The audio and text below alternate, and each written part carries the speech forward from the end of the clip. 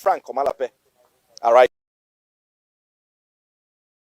Emphatically, that P2B betrayed me.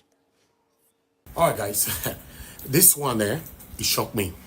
And Kenneth Okonkwo versus Peter Obi. Now be this one.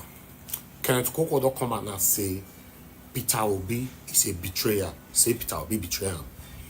And I know say for a while now, Kenneth Okonkwo, they distance himself from Peter Obi.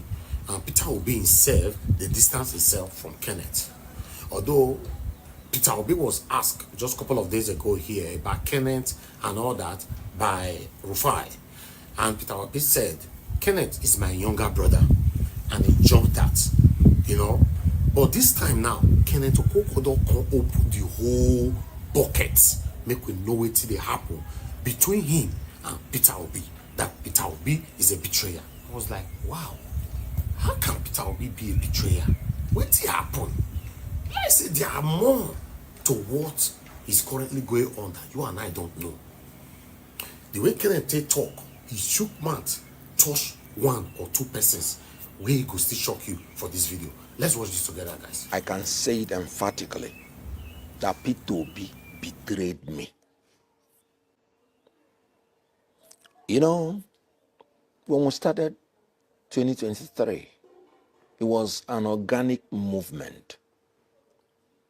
Every Nigerian wanted a change.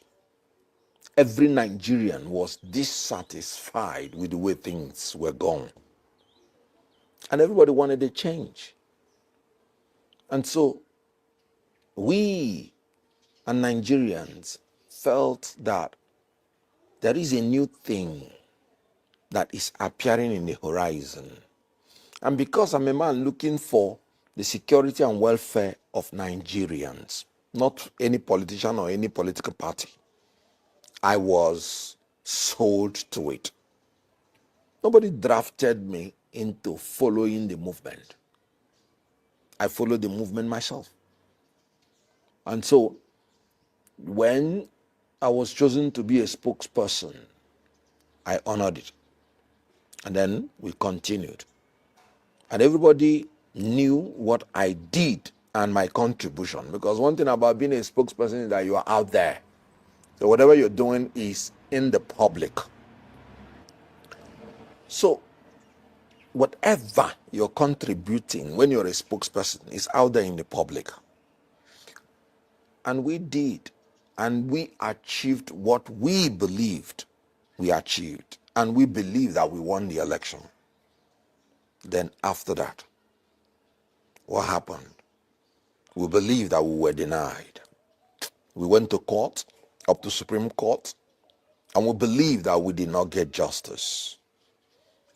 Now, our leaders say, calm down.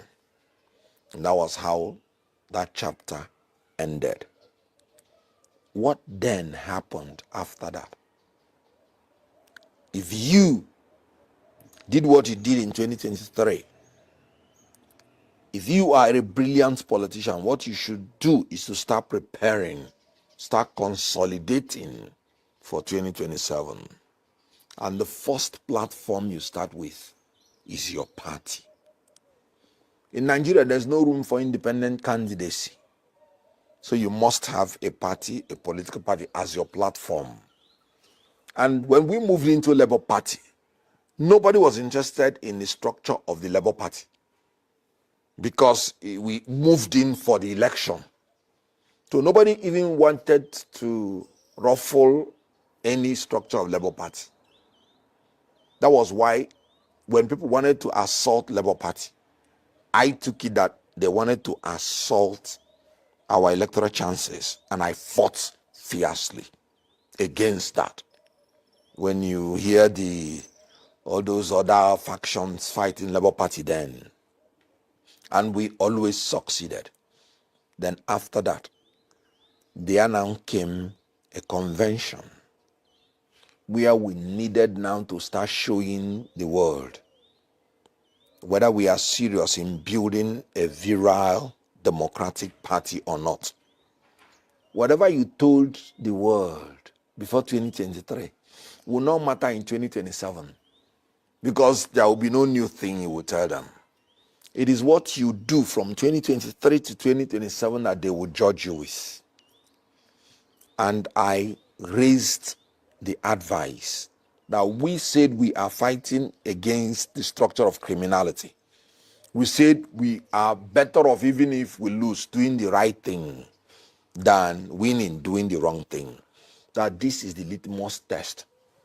And then when we entered into the convention, I, as the spokesperson, was not even informed about the convention.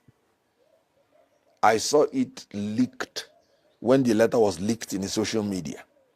But because I was not interested in being an executive of Labour Party or being interested in any elective post, I was like, I wanted to keep quiet until Peter Obi himself came out publicly to say the people that are doing this convention did not consult people. This convention should not go on. This convention should not go on. And then the convention went on after warning them. And then, knowing the consequence that a leader has said something and the people did not follow the leader, the next thing is that the leader ought to embark on doing something to ensure that his order was obeyed. I called P2B privately. You made this public statement. Do you mean it? Or was it a political statement? Because I have no dog in this fight. And then he said, he meant it. Can't I see that he did not even attend the convention? And I'm like, what a cheek. What gave these people the power to continue when our leader has spoken?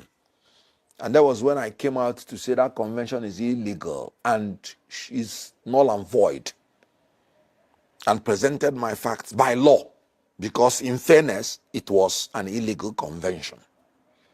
That was how I said, no, it can't stand. Then you, the P2B that said that, after a little while, they went and lied to P2B that INEC has accepted them. That was a lie they told him. And then P2B surreptitiously went back to them. And I'm like, sir, you have made a public statement on integrity.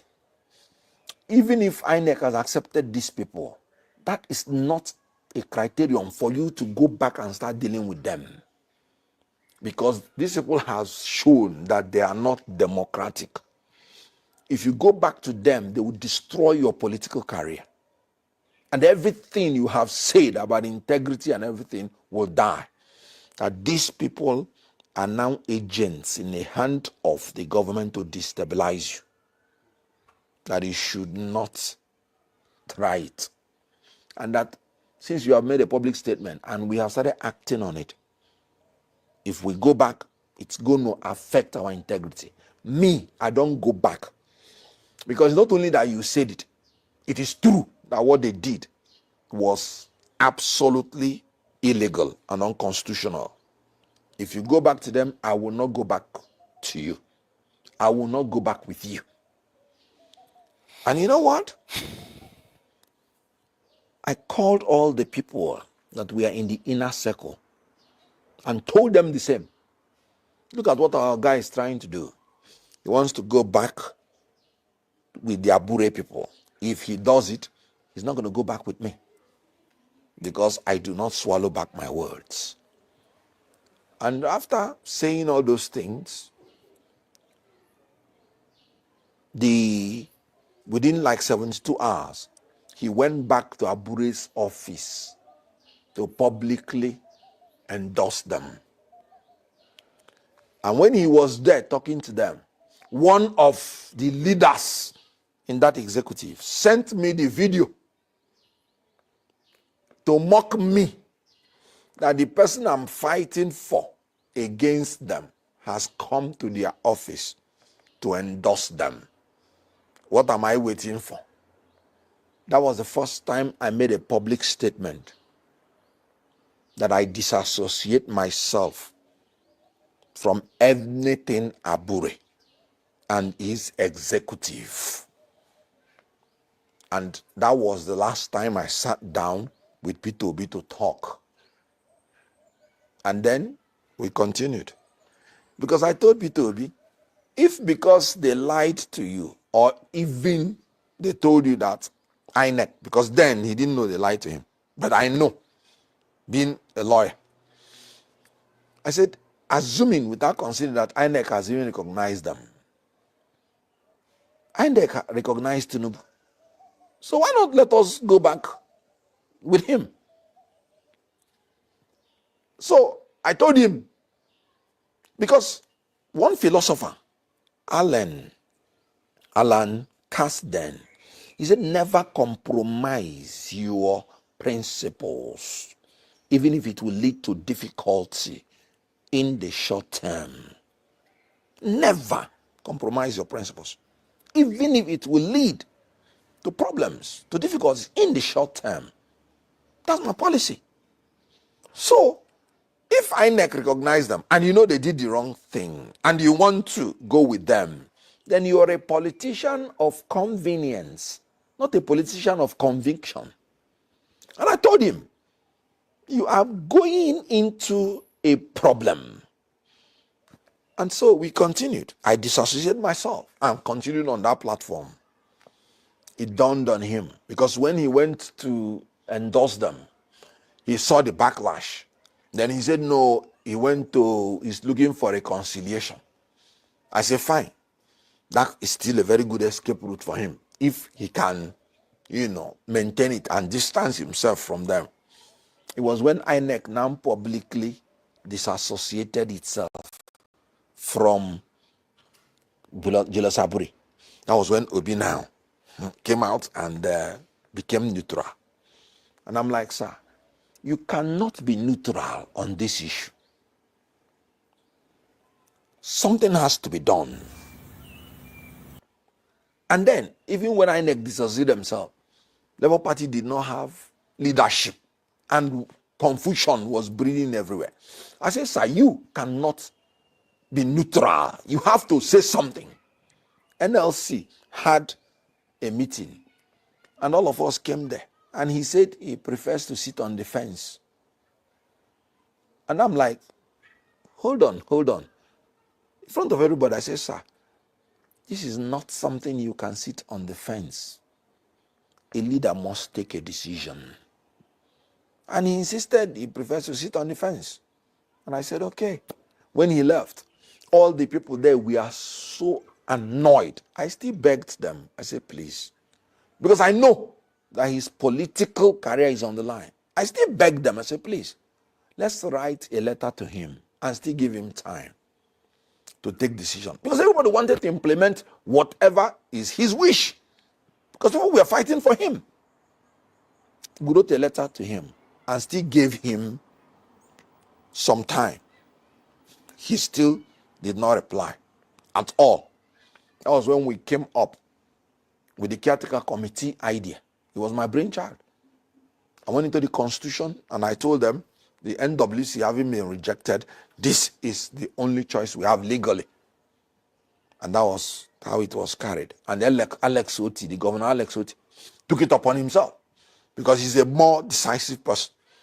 And then organized the Woman Here trip where they, chose and Obi came and announced the caretaker chairman.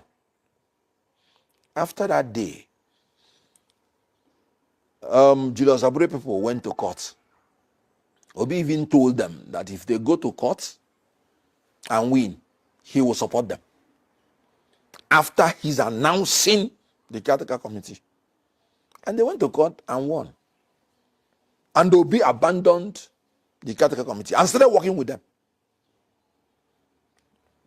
I was still maintaining my stand. I still told the whole world. I said the High Court decision is not according to the law. Because I'm a minister in the Temple of Justice. And our first rule in professional conduct is that we are trained to uphold the rule of law. Abure went to Court of Appeal, as in the caretaker committee went on Court of Appeal, and Abure won. By then, Obi had made up his mind that these people are the authentic one, and he was working with them. The gubernatorial election in Anambra State, it was Abure people that brought the candidate of Labour. Obi worked with them on that. And then I made it clear after the Court of Appeal decision, and I saw that Obi is still working with these people.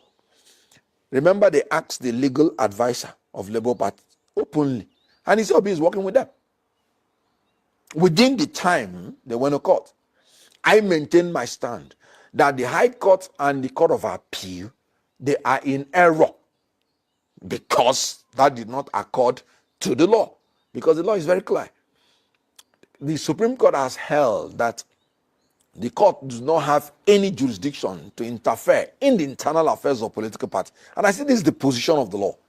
And the High Court and the Court of Appeal erred in law. And that even if they go to Supreme Court, and Supreme Court holds that they are right, I am done with Labour Party.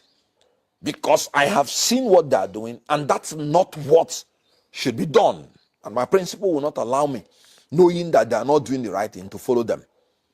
So I resigned from the Labour Party because I said, whatever is the decision of the Supreme Court, whether it is for caretaker or for Abure them, I do not think I want to work with this set of politicians that do not have principle.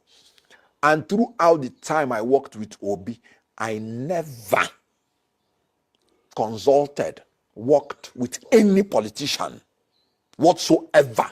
And I'm making a public statement. When I was in PDP, I never consulted and worked with any politician outside PDP. When I was in APC, the same thing. When I was in Labour Party, the same thing. So I resigned from Labour Party. And then, when the Supreme Court gave judgment, that was when Obi remembered again the caretaker committee. Caretaker committee was in abeyance. As a matter of fact, I was the one who even going to the press when they asked me anything, defending them. Even when I resigned from Labour Party. Because as you know, I'm a public affairs analyst. And I state the facts anytime as clear as possible. So when the Supreme Court gave judgment, it was in favor of the caretaker committee. That was when Obi came back. And when we had that meeting, he said, let us take the CTC to INEC. And they went to INEC. And then they took the CTC there. Yet INEC did not do anything. INEC was delaying.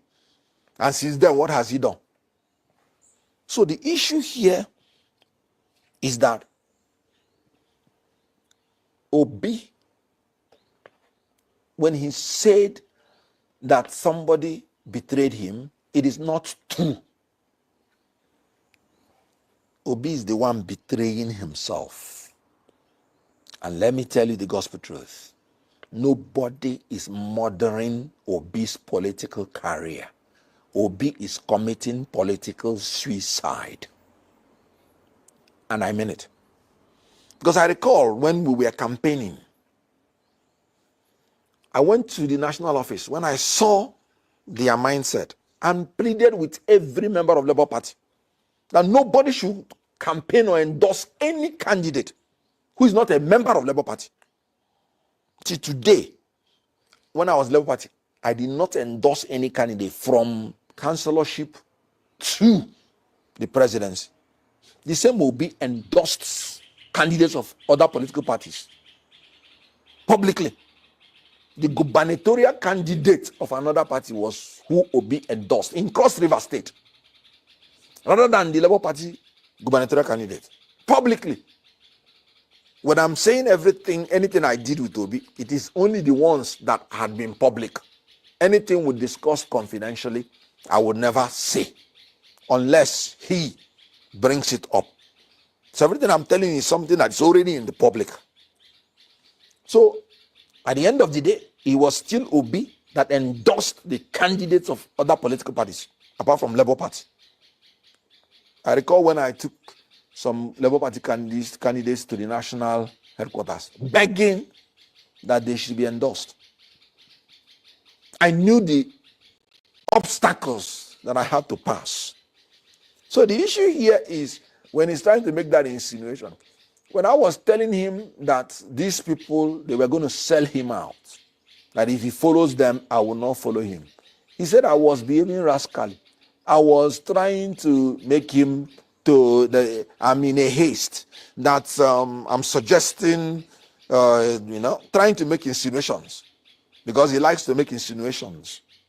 What is he saying today? The same Obi is saying the government is using these people against him. The same thing Kenneth Okonkwo told him how many months ago? For crying out loud, if you're a leader, you are in such a party, you have 2-3 options. The first one is, if you see that these people are criminals, the way you want to paint them now, you leave the party if you can't solve the problem as a leader, so that your followers will not be confused, and so that you don't get so close to the time of the next election that you would have nothing to do about it. Now, you did not leave. You remained with them. Why? Because you're in cahoot with them in everything they're doing. In all the primaries that the Aburedem organized, none was organized without Obi's approval, whether in Imo, whether in Edo, whether in Ondo, and now in Anambra. And that was why Obi campaigned for all the candidates that came out of it. So you're in cahoot with these people in private. In public, you want to paint another image. No, you're just being a politician of convenience, not a politician of conviction. So where does Kenneth Okonkwo come into this? When I couldn't take it anymore, I left. And before leaving, I had nothing to do with any politician. Nothing. So the issue here is that a P2B, you're not a team player. You're not a great manager of political issues. And you're looking for your problem outside you. I told him that whatever happens to Labour Party has happened to his political career. Because anytime you're stepping out into a coalition, the destiny of your political future is no longer in your hands. Because you have to subordinate your own interest to the interest of the coalition. Labour Party is not viable now as a party to prosecute presidential campaign. So his political destiny lies now in the coalition, or he is not going to make any impact whatsoever in 2027. So when he insinuated that Kenneth Okonkwo betrayed him, sorry, Obi betrayed himself, because he is just committing political suicide. Since you've made reference to the coalition, let's take it from there. What's your general assessment of the viability of the coalition being midwifed by opposition political parties, and are you part of it? Yes, I am part of the coalition, and in all honesty, the opposition does not even have a choice, because the individual political parties are not viable. So it's not even as if they have a choice. If the coalition cannot succeed, let all of them unanimously go and endorse Tinubu. No, you don't waste the time of Nigerians. I'm not the kind of person that will come and not tell you the truth. I know what people suffered in 2023. They stayed in the rain, they stayed in the sun to vote for us. I will not subject Nigerians to such suffering if I am not sure that the opposition parties are serious. You want to deal with an incumbent, and you want to gallivant that you want to say you don't want to be united. And you want me to tell Nigerians to come and waste their time to fly home. Some people flew home from abroad. I know one young man that had a daughter. He had a problem with the wife, and the daughter was autistic. Yet he had to fly both of them home to vote for us. Then you're telling me you want to go alone, and you want me to come, and the opposition parties do not even have a choice. The only choice they have is to come together, consolidate their fortunes, and take out Tinubu. Nigerians will be willing to vote if they are sure that the oppositions are not in disarray, and if they are sure that their votes will count, if they are sure that when they vote, the politicians will be able to defend their votes, or at least galvanize them to defend their votes themselves. If they see that there is any politician who is not serious, who goes alone, they might ignore the politician. Because according to the law of thermodynamics, if you want to transfer energy from one matter to the other, some energy will unavoidably be lost. So even though we are in the coalition, eventually, I cannot guarantee you that everybody will end up being in the coalition. But if some people are leaving because of their personal selfishness, because of their personal considerations, Nigerians will be willing to ignore that person. But if it is because the opposition cannot on their own come together, then Nigerians will say, these people are not serious. If you cannot act in unity, how then will you even act in unity if we give you our votes? So the opposition do not even have a choice. They must have to coalesce. So I'm part of it, because I'm part of the people that believe that this government has become an apology. You know, when people are arrogantly, disorderly, and unconscionably evil, that's what this government has become. I am telling you. How do you explain that hundreds of people are massacred in Benue under your nose? And the governor is shouting, crying, telling you what is happening. And yet, you do not move in immediately. When one person, an American, was held in Niger State in Nigeria, they deployed all their resources to rescue the person. In Nigeria, you're rather taking resources away from where the insurgents are operating to take them to another place. Zulum said the resources that are needed to fight Boko Haram is being taken away to Northwest. And that is why the insurgency is resurfacing. Why didn't you use that money that you want to that you used to buy your private jet? Why didn't you use it to buy those resources you need for the Northwest, at least as a matter of priority, to prioritize the life and welfare of your citizens? You can still get a private jet when things are sorted out. Why would it be your first priority? After you're removing fuel subsidy, that people are paying 1,000 naira plus for what they were paying 100 naira plus, and you're telling me it was a wise thing you removed subsidy? No, it was a wicked thing. It was not a demonstration of wisdom. It was a demonstration of wickedness. Because people that were earning 30,000 and you increase this fuel first before increasing their salary, how would they survive? So it is not anything secret that we have more malnourished children in Nigeria now than in war-torn Sudan. It was as a result of the wicked policies of making transportation unaffordable. Farmers cannot go to farm because of insecurity. And then you are not prioritizing their security and welfare, but prioritizing the welfare of yourself, your family, and your cronies.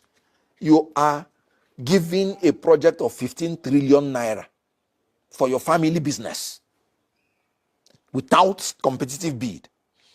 Then you will renovate, because what Tinubu is doing now is refurbish and rename. They will refurbish existing structure and rename it after Tinubu. A structure built by IBB, the International Conference Center, with 240 million naira. You refurbished with 39 billion naira, and you named it after yourself. So also other infrastructure. That's not wisdom. That's wickedness. So I want you to understand that the coalition needs to come in now to salvage this country, because we are heading towards Armageddon. And this is the government that has the audacity to lie. If the inflation figure is going too high, they will rebase it and tell you it's no longer 34, it's 24 by rebasing. So the coalition is very important, and Nigerians are waiting for the coalition.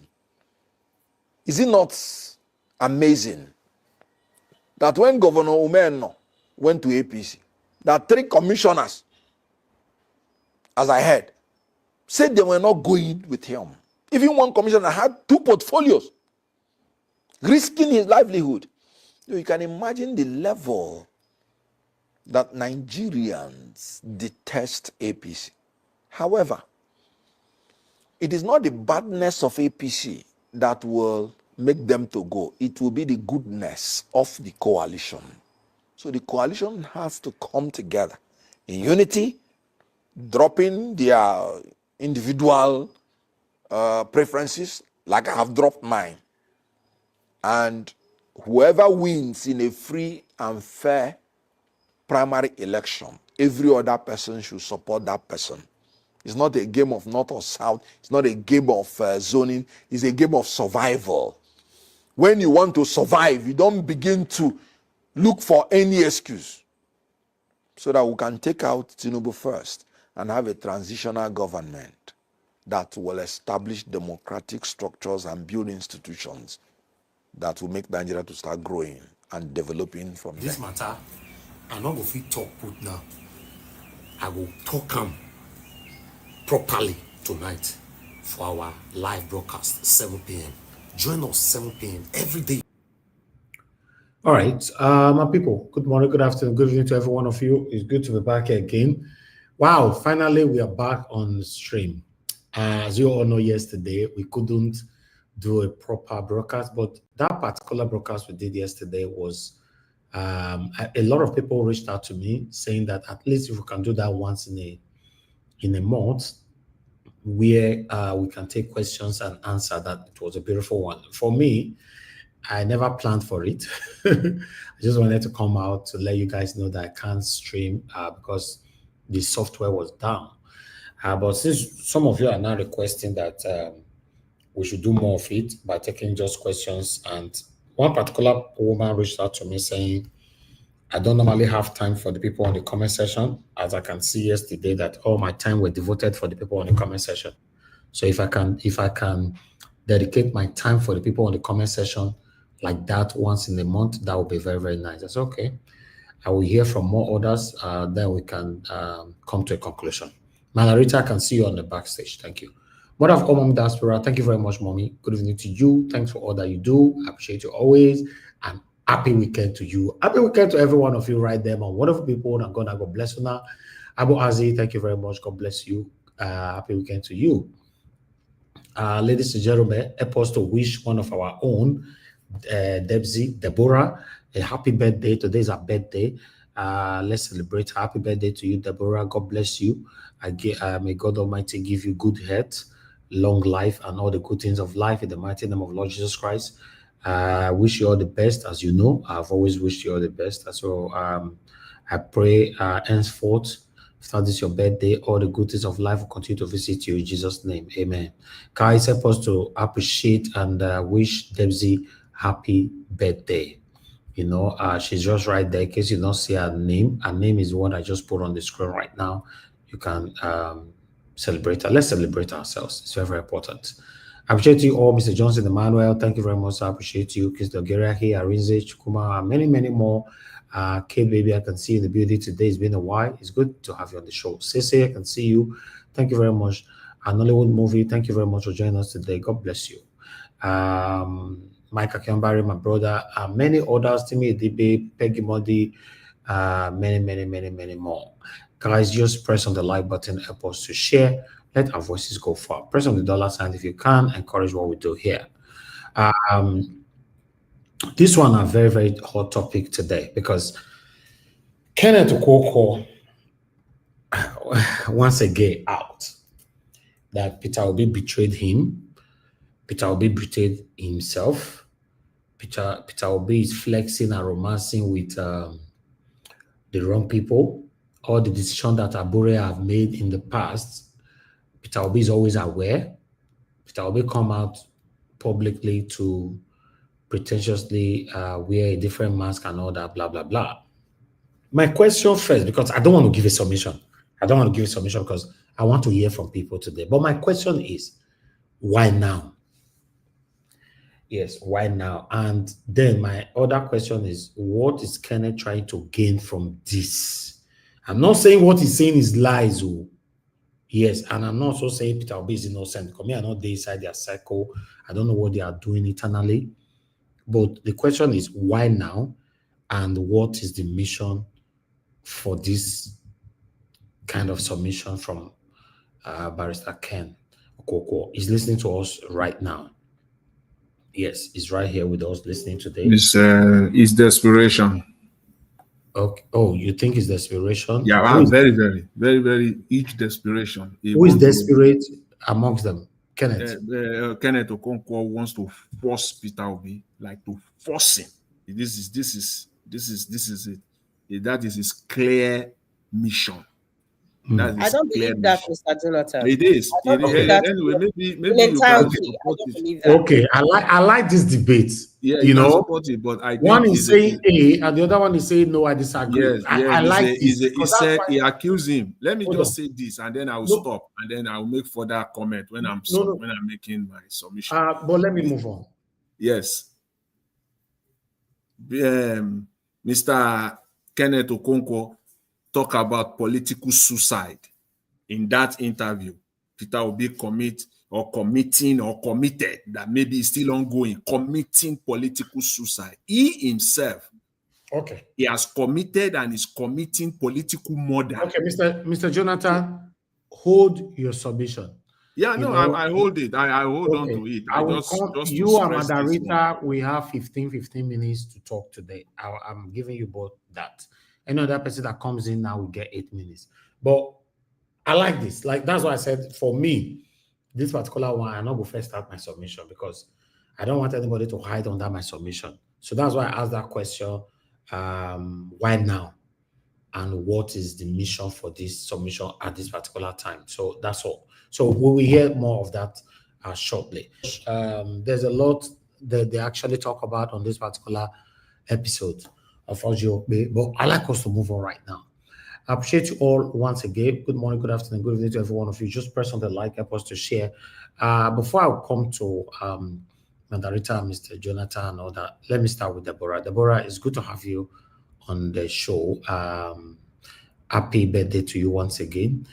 Do you have something to tell us quickly so that we can move on with the broadcast?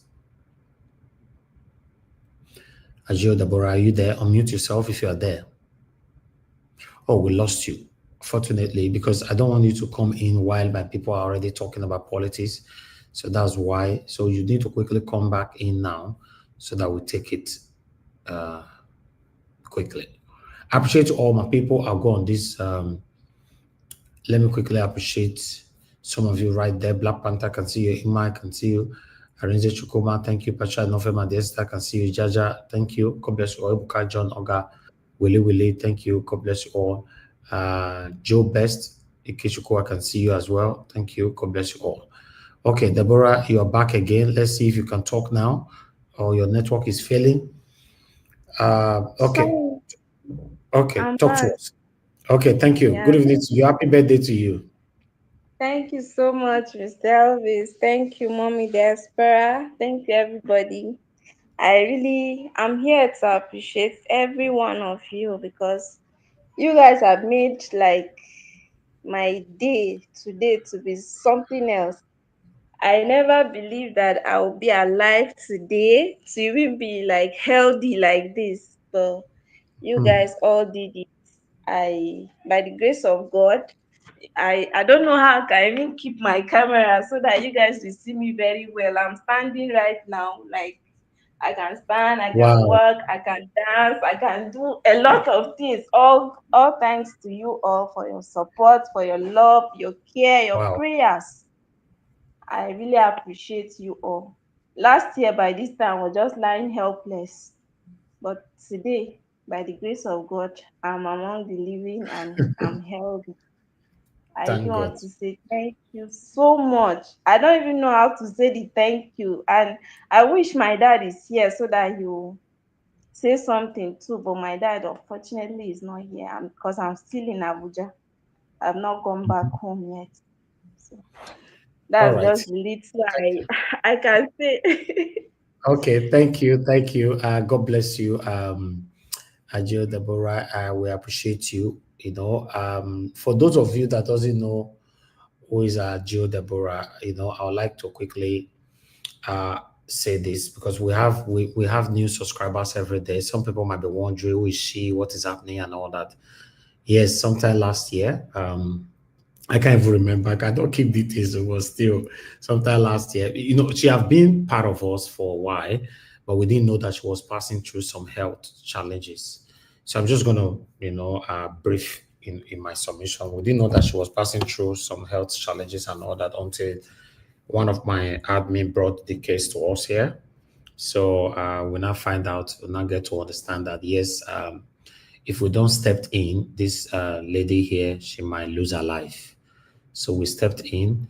Within 48 hours, we raised about over 10 million naira or so for her surgery and all that. So today, she's here to let you know that God have been so faithful that she's far doing well. She even says she can dance now. She can jump. She can do everything. It's a good thing. I'm very happy that I'm part of this glory.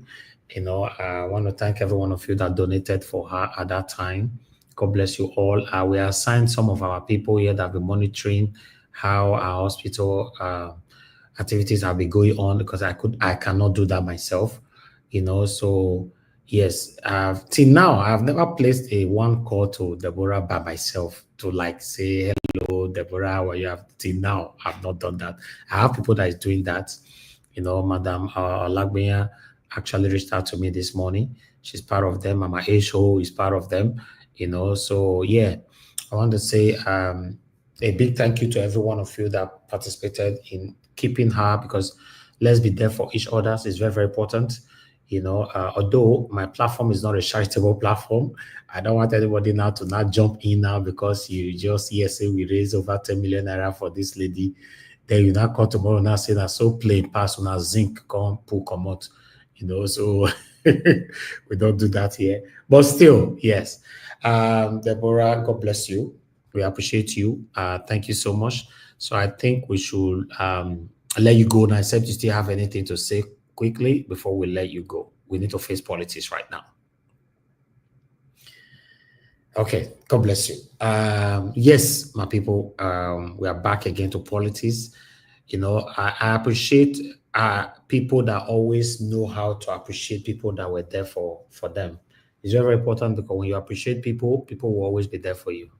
So yeah, I want to appreciate every one of you that have been communicating, following up with the activities in the hospital and all that. Madam Langmian sent me the total bills and everything today, but I don't think it's important for me to showcase anything, but that's fine. We thank God for everything. Let's come back to Kenneth Okonkwo versus Peter Obi. Because now, a democracy now we want to talk about, but we don't know waiting can they happen now, why Kenneth have to come out at this particular time, to talk about Peter Obi at this time.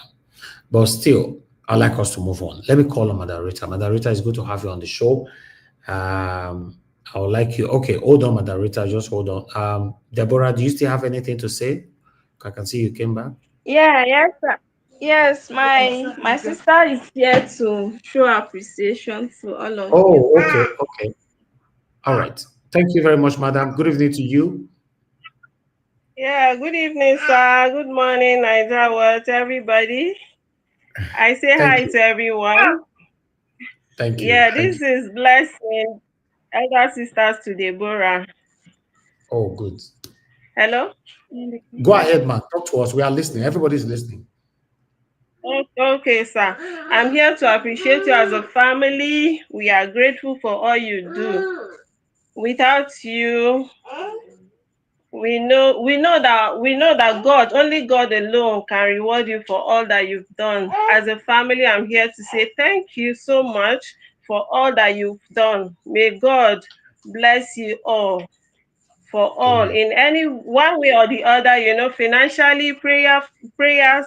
We appreciate you for all the prayers you've done as a family. We say may God bless you. Thank you. Thank you. Thank you, man. Thank you very much. We appreciate you. Thank you so much. Thank you. All right. Okay. Thank you very much, Deborah. Thank you very much to your big sister. I will let you guys go now. Have a wonderful birthday. Okay. Take care. Thank you, sir. All right then. Bye. Yeah.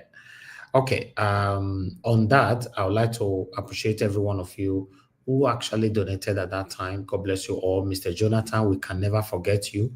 Mr. Jonathan single-handedly raised about 3 million naira by himself at that time.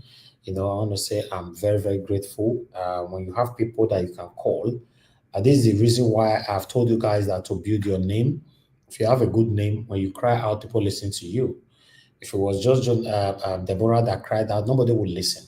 That's just the truth.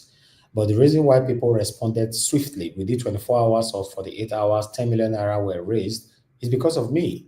Because people have checked my antecedents, my trace, my footsteps, that, no, we got to do this. On the platform as well, Nigeria Watch platform, you know what we do here. So that's it.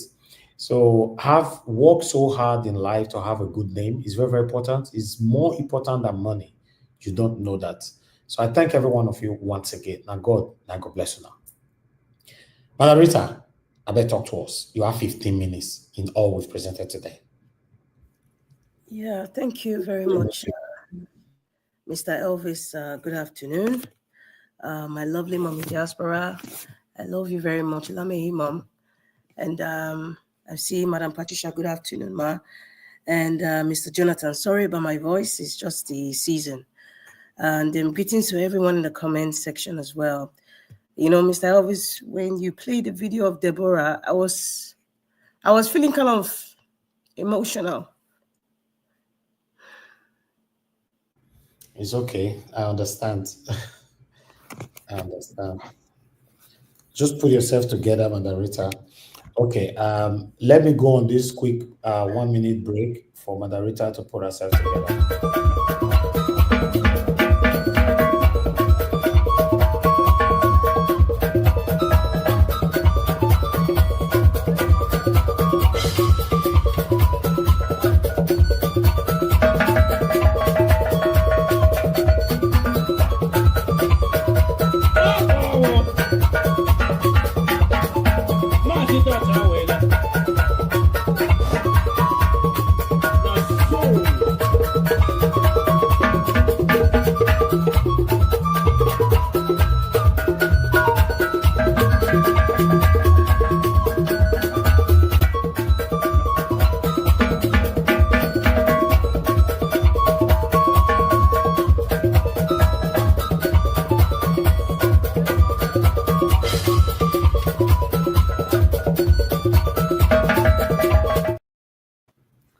All right, guys. You see, for some of you that did not follow up this story, you might not understand. The best thing you can do in life is to play a positive impact in other people's lives. Yeah, normally, not in this life, we may all this materialism that we pursue, want to have this, want to have that. God forbid, beneath the talk and say, do who you for. It means that the day of death, all your plans, your dreams, everything is gone, So seeing Deborah so beautiful, with her sister so beautiful, see the joy, happiness in their faces. This one was from all of us here. I want to say thank you, thank you, thank you. And Rita, please, you have the floor. Yeah, thank you, Mr. Elvis. Yes, it's good to show the other softer side of me. For people start saying that she's too shy. I'm not a hard person. I'm just a very passionate person when it comes to doing the right thing.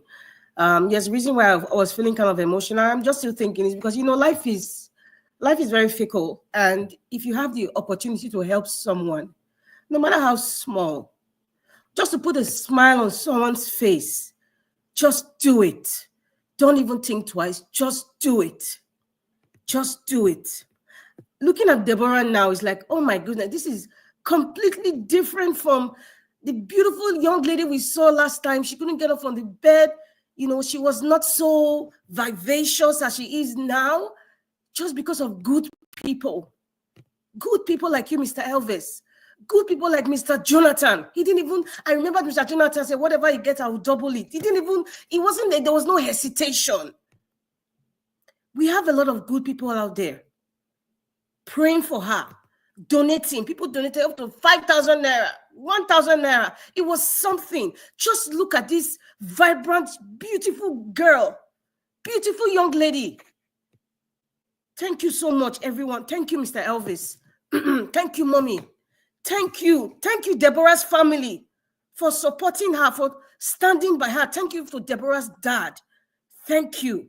And Deborah, you are not a mistake. Happy birthday. Enjoy yourself. Be happy. Have a fabulous time. Be smiling all the time. You look gorgeous. And just keep doing what you're doing. Whatever it is that make you happy, just keep doing it. Happy birthday. Enjoy yourself. I will give you a call later. Moving along to the real issues of Nigeria. Sorry, I'm having allergies, so my voice is kind of a bit husky. Mr. Elvis, I have 15 minutes, so in case some people are wondering, please let her talk quick. I have 15 minutes. I came here first, so I'm just putting it out there, just reading some people's minds. I don't know if I should start with what Mr. Jonathan was saying, that because he's desperate. I don't think he's desperate. I don't think he's desperate. You know, I have watched Kenneth Okonkwo's submissions prior to 2023 presidential elections, and even post-elections, post-presidential elections. And I've kind of have my own judgment on his kind of personality so far. Because as they say, you never know somebody in entirety, you know, until they do something. And, you know, some people that we all know in Nigeria that have been standing on the mountain of so-called truth and justice, you know, tomorrow they will tell you, I'm a politician, or, you know, this is my decision. I don't care what anybody says, fine. But I am judging from the fact that looking at, listening to what Kenneth, and this, listen to Kenneth Okonkwo pre and post 2023 presidential election, I see him, this is my judgment of his personality. I see him as a very, very conscientious person. And obviously he's a man of principle. And people like him, people who have principles, they suffer a lot. This is what they suffer from. People misunderstand them. People misconstrue their words and actions. People assume they are something that they are not. And that is where I would say I disagree with Mr. Jonathan when he said he's desperate. I don't see him as being desperate. I see him as a passionate man. When he believes in something, he puts his all and all. And I think he did well during the presidential election for Peter Obi. To some extent, post-election, he was also doing well. It was only the beginning of this year, I guess the cup was too full. He started giving us snippets on how he's not interested in being part of the Labour Party as long as Abure is there. And then the second part was that, I mean, looking at all these past speeches, and he's telling this story, it explains everything. And then this second part now of him saying that, you know, that second part when he made that talk about, you know, if Peter Obi is not ready and the rest, they should step aside. I remember that interview. You know, so going by the history of all those interviews, this now is telling the whole story of why he kept coming out in those little snippets, different interviews. It explains everything that was happening behind the scenes. One thing I respect him for in this interview I'm talking about is the fact that he said, everything I'm saying is not something that's secret. Everybody knows. And I'm sure he's referring to the people, the different factions of the Labour Party, or the people who are around Peter Obi, like Tanko Yunusa.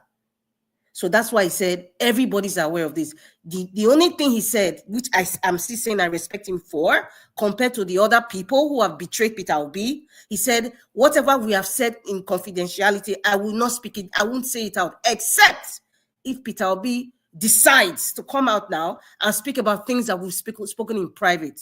I respect him for that. And that's where my mind still rings to Chris Uwokobia.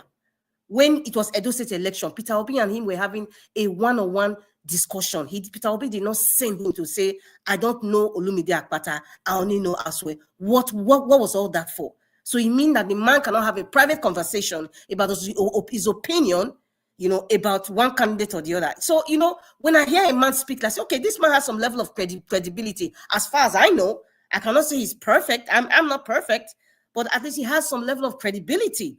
And I am happy he stood by that. And I'm happy he declared that whatever he's saying is an open secret. It's not like it's a secret thing that's going on.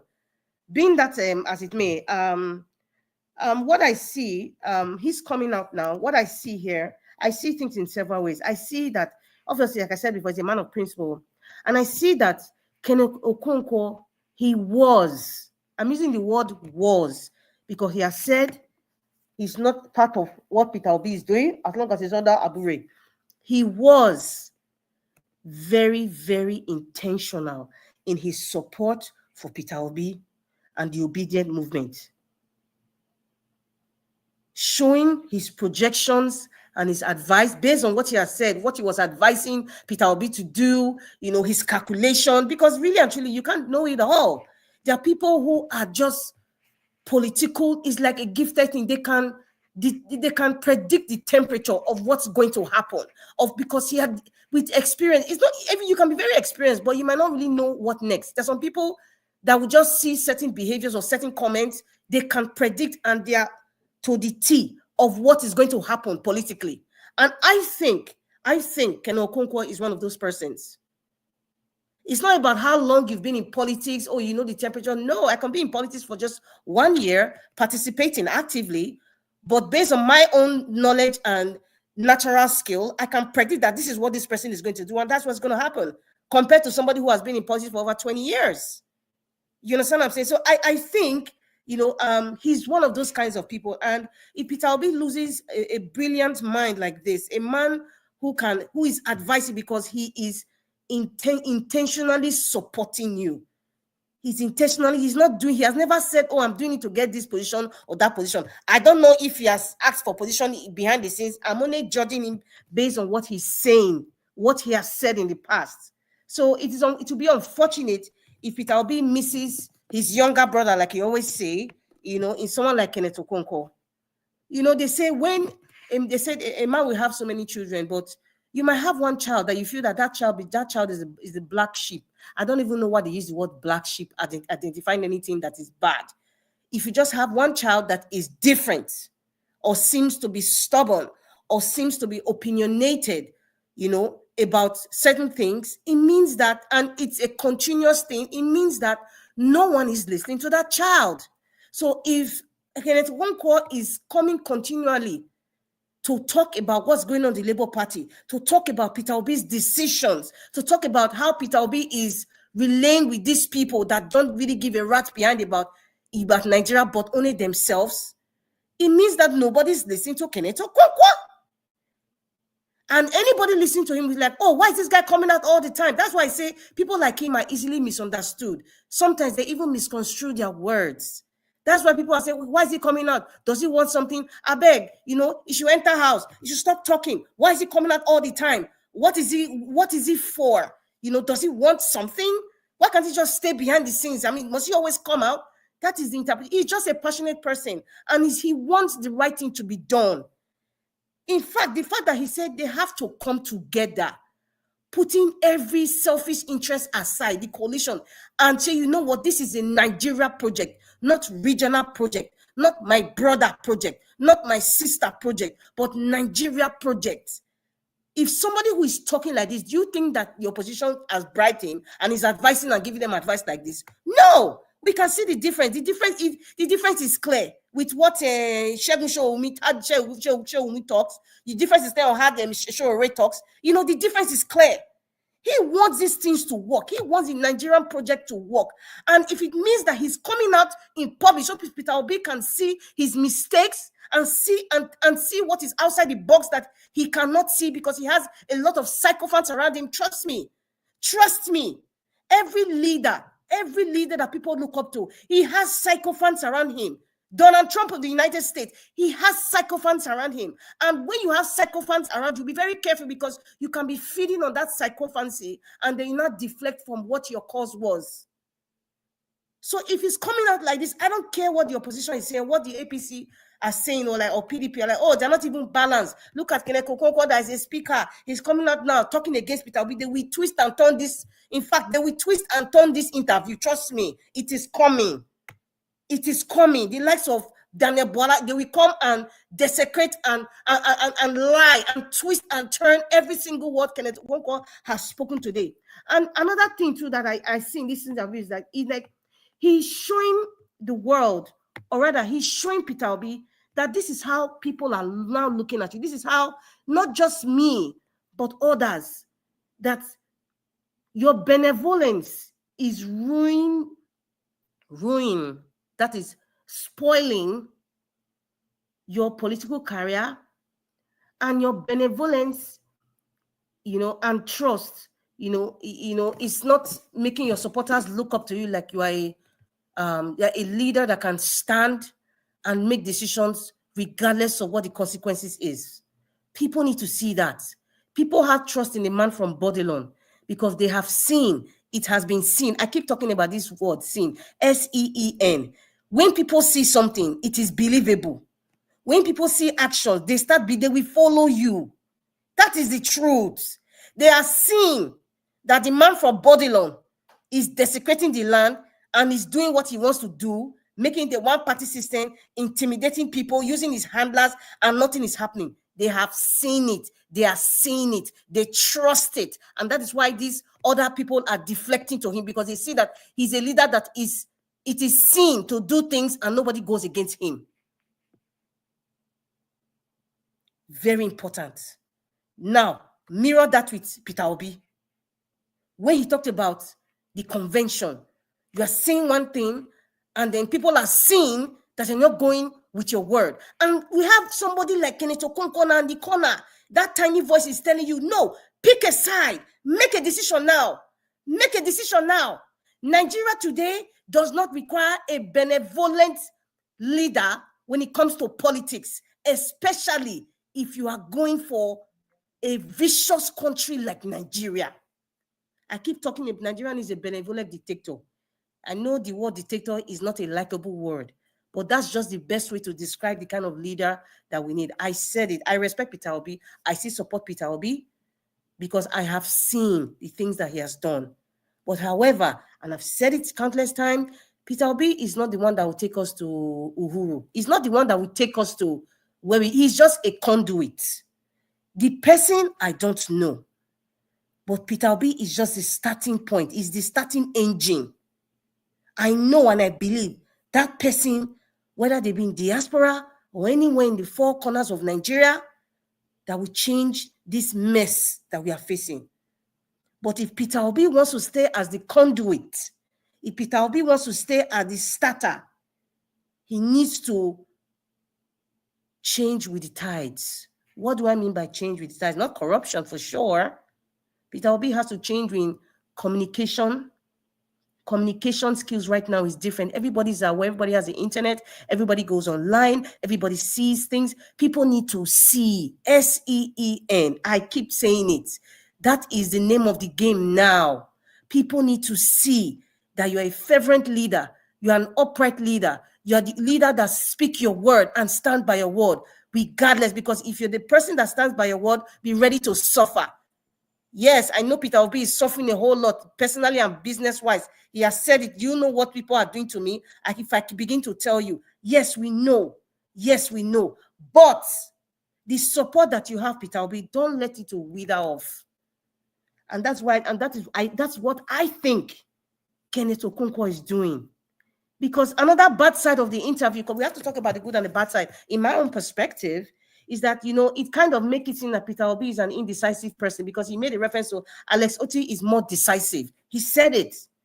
So he's making comparison with Alex Otti's leadership style, more of going forward, regardless of anything, regardless of my brother or benevolence. He's comparing that style, that Alex Otti is a very decisive leader, but Peter Obi isn't. It doesn't look good in the optics. It doesn't.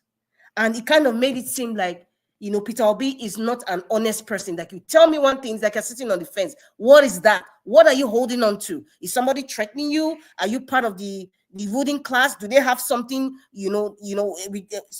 something that, you know, that maybe applies to yourself or your business, or something that you're sitting on the fence? Why are you being overly too careful?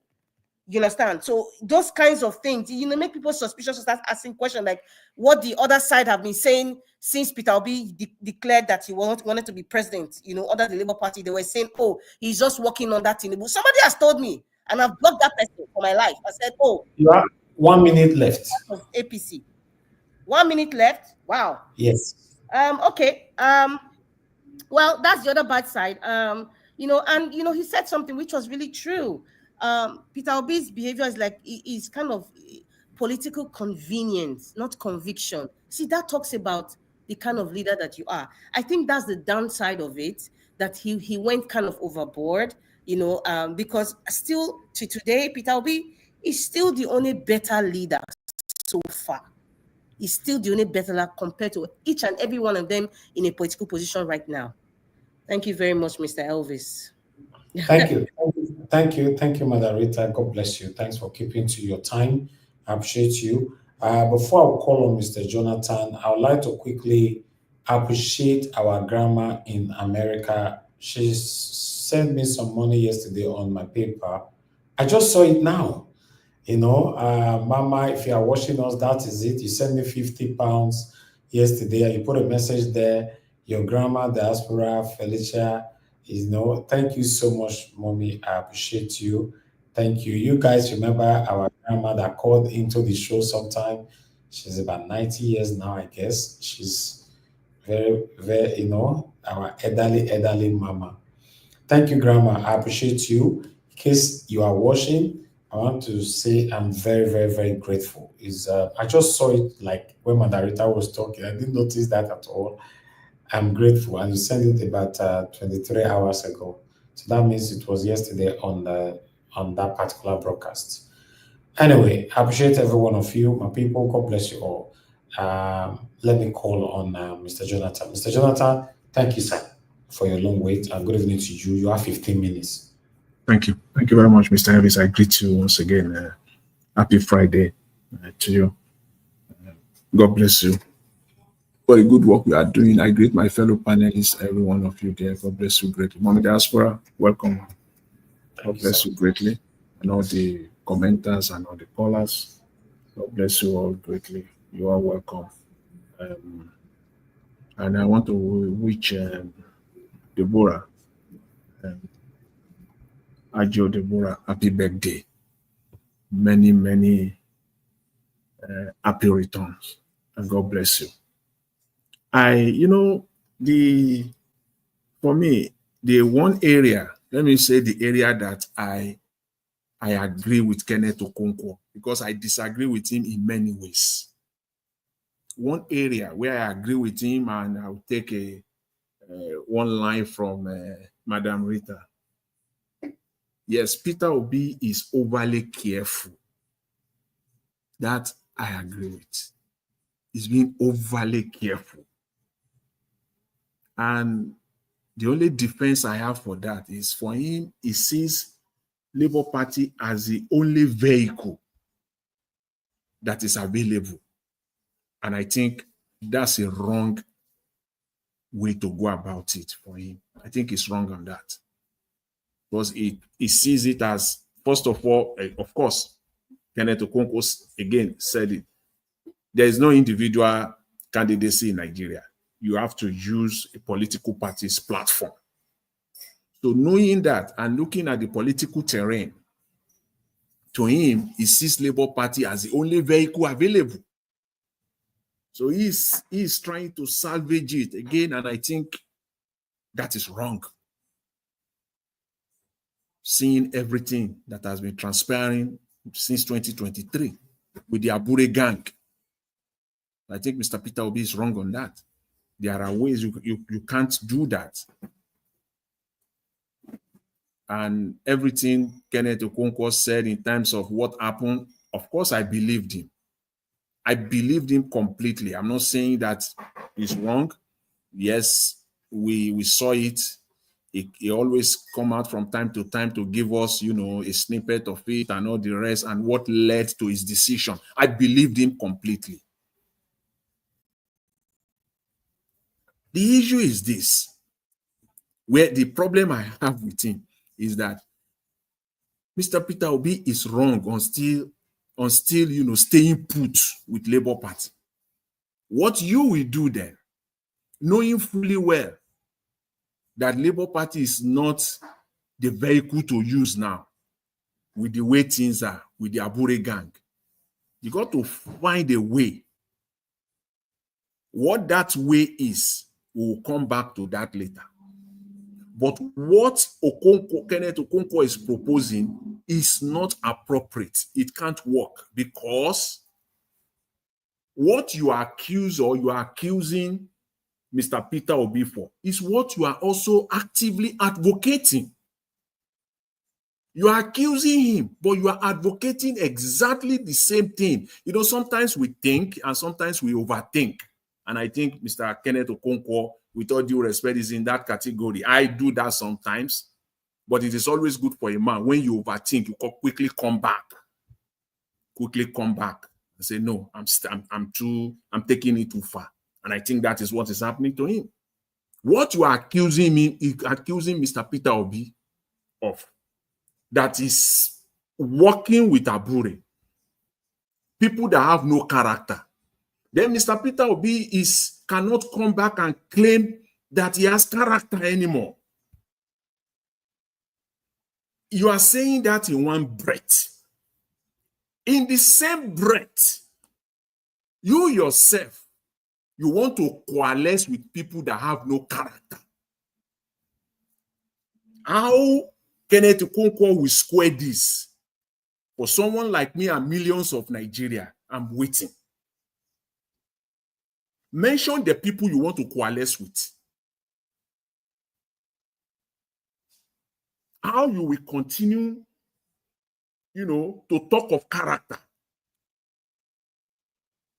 And then you want to go back to the same table and sit down with the likes of El-Rufai and Rotimi Amechi.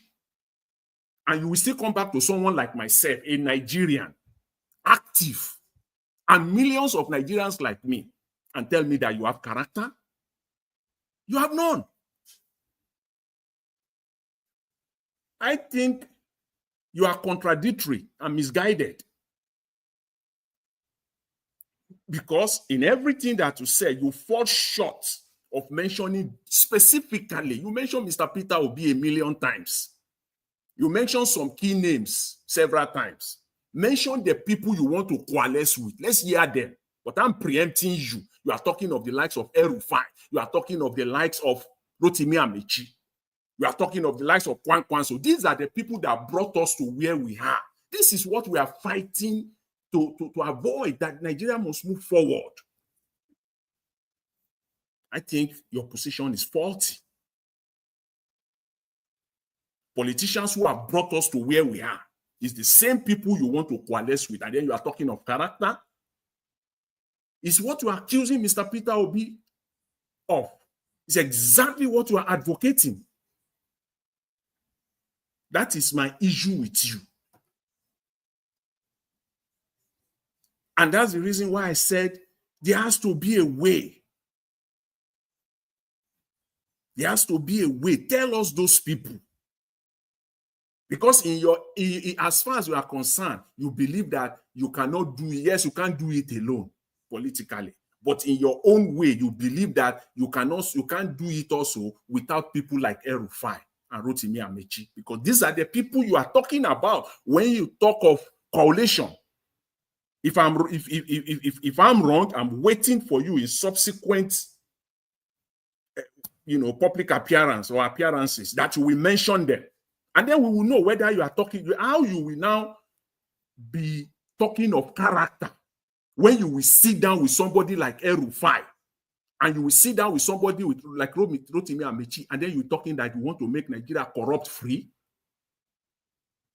Now, contradictory. Yes, Mr. Peter Obi is wrong in staying put with Abure, with the Abure gang. And I've said the reason why he's trying to do that. But that reason for me is still faulty. You can't stay with something that is bad and say, because there is no any other way, I will continue to stay with it. No, you can't do that. And I believe when Kenneth Okonkwo, everything is said. And I use only one example why I believed him, only one. Mr. Peter Obi came out about a year or a year plus ago, when they talk about mismanagement of money within the Labour Party, he called for an audit. See, today, Mr. Peter Obi, that commissioned the audit, has not come out to tell us what happened, which means that you are working with them. You are ganging up with the Abures. Yes, I use that alone as my own reason why I believe Kenneth Okonkwo. And again, that is faulty. You can't do that. For me, that is how I see it. And then the question now is, why now? Why is it that it is now that Kenneth Okonkwo deem it fit to come out and say this? He's desperate. No matter what, for me, he's desperate. He still want to work with Mr. Peter Obi. Kenneth Okonkwo cannot tell me today that he let them form the coalition side by side with El-Rufai and Amechi. These are the people. We're not babies here when it comes to politics in Nigeria. How Kenneth Okonkwo will differentiate himself from Bwala and Segun Showunmi by the time he starts sitting down and advocating for El-Rufai and being the spokesman for Rotimi Amechi? We will bring his video the way we brought the video of Bwala and Segun Showunmi. It will be in the same boat with them. There will be no difference. And how Kenneth Okonkwo, I don't think that he will. I still find it difficult. Because that is the picture we are going to see. You have to come out and be their spokesman. You have to come out and be the spokesman for El-Rufai somewhere, somewhat, somehow.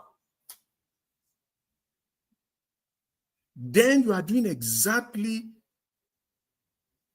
what people that you are already right now, that people that you are talking against, exactly what they are doing. You are setting yourself up, because that is the eventuality. That is the outcome.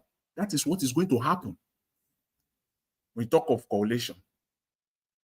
If you talk of coalition of like-minded, then you can go for it. Mr. Peter Obi has said severally, that it's not ready for a transactional coalition. It's not ready for that. So and you still know in your heart of hearts that you will be better off if you are still advocating for Peter Obi than advocating for El-Rufai or Rotimi Amechi, or advocating for Atiku Abubakar. You know that you are better off and you need him. So this attempt is to come out publicly, and perhaps that will persuade or force Mr. Peter Obi to a coalition. That coalition will fail ab initio if Mr. Peter Obi joined the likes of El-Rufai, Rotimi Amechi. What character are you going to be talking about? What competence are you going to be talking about to somebody like myself? And I know there are Nigerians like me in Nigeria and in the diaspora. Your claim of character will fall. It is done. It's gone. Your claim of competence is gone. It's done. You can't talk about that again, because these are the people combined together amongst them. Combined together. More than 40 years, they've had opportunity to rule, to govern Nigeria at one level or the other. This is where we are. And these are the people now you now want to talk about. You want to be working about. You want to be, working with. So, I think Mr. Kenneth Okonkwo is, he has his, his right to say whatever he wants to say, but I think he should find a way to work with Mr. Peter Obi. And as I said earlier, he's overthinking. When you say somebody is overthinking, I think he's in that category. He's taking it out of line. So that's just my position, my thought on what is transpiring. And I've always said it. I don't know those that are advising Mr. Peter Obi politically. He needs people that will guide him very well, advise him properly. And I think Mr. Kenneth Okonkwo is among such person. He's a man of quality. He can do it. But you got to find that common ground. This is not the time to fight. I'll leave it there. And then with respect to Mr. Tinubu on Democracy Day, he was talking about the freedom of speech that people say, well, you know what? Talk is cheap. You can say all you like. Let's see it in the actions going forward. Whether your bulldog will always be there to harass Nigerians, oppress Nigerians. Before Nigerians talk, they will lock them up. They will threaten them with arrest. We shall see. We're waiting. In the coming days, we will see. Because that is the trend in Nigeria. Even pastors threaten people that they will take them to, they will call police on them. They will take them to jail. See, that's the trend, because that is what is flowing from the top. So all those free talk, all those cheap talk, I don't take it as anything. Let's see it in the actions. So everything you said, that you are not interested, you are not not interested in a one party state. Again, let's see it in the actions. Let's see it in the actions, not just the talk. The talk is cheap. Those are good talk. When you listen to the speech, if you don't know anything about Nigeria, or you know less or little about Nigeria, and you listen to Mr. Tinubu's speech, you will give a thumbs up. You will say, wow, this is a good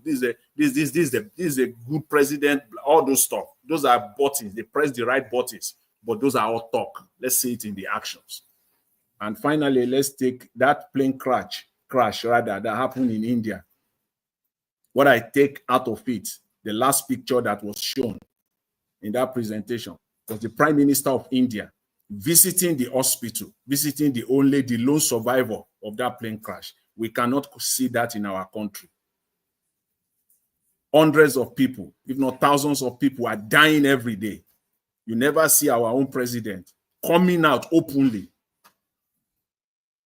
As Mr. Peter Obi said yesterday in his speech, governance by remote control. That's what they do. He will sit down in Abuja there. He will send somebody to Benue, send somebody to Plateau. No, that shouldn't be the case. I've never seen him since 2023, May 29, 2023. I've never seen him. All right, 30 seconds. Yeah, 30 seconds. Thank you. On the scene where Nigerians' lives have been impacted or Nigerians have lost, I've never seen the #1 man of Nigeria on the scene commiserating with the families or with the community or with Nigerians in general. I've never seen it. It is governance by remote control. We must learn. Thank you very much, Mr. Elvis. I'll leave it there. I appreciate it. All right. Thank you very much, Mr. Jonathan. God bless you. I'm happy you referenced to the plane crash that happened in India. Sorry, guys. Yes, that the phrase talk on that as well, but in a different way. I'd like us to listen to this 1 minute long video. Maybe 1 or 2 person might contribute to it. Priest, convener of the Free the Sheeple movement and leader of the Free Nation in Christ, I greet you and I bring glad tidings. So yesterday, the Air India plane incident happened and there was only one survivor. May the souls of the dearly departed rest in peace. Now some issues I have to address. A lot of people were saying, thank God, glory be to God. How do you thank God for one person surviving when 240 plus people died? Babies died. A beautiful family of 5, husband, wife, daughter, and 2 sons died. 1 over 240, is that pass or is that fail? What percentage is that, mathematicians in the house? The problem now is, which God do we thank? Because it cannot be the Christian or the Muslim God, because Mr. Ramesh was not a Christian or a Muslim. He was born and raised Hindu, and Hindus worship Shiva, Vishnu, Brahma, and Ganesh. So the question now is, why would a Christian God save a Hindu man and leave other Christians on the plane? Why would God save an old man and let babies and small pikin by? Just think about it. We cannot continue the foolish practices that our parents inherited from their parents. The time to ask questions is now.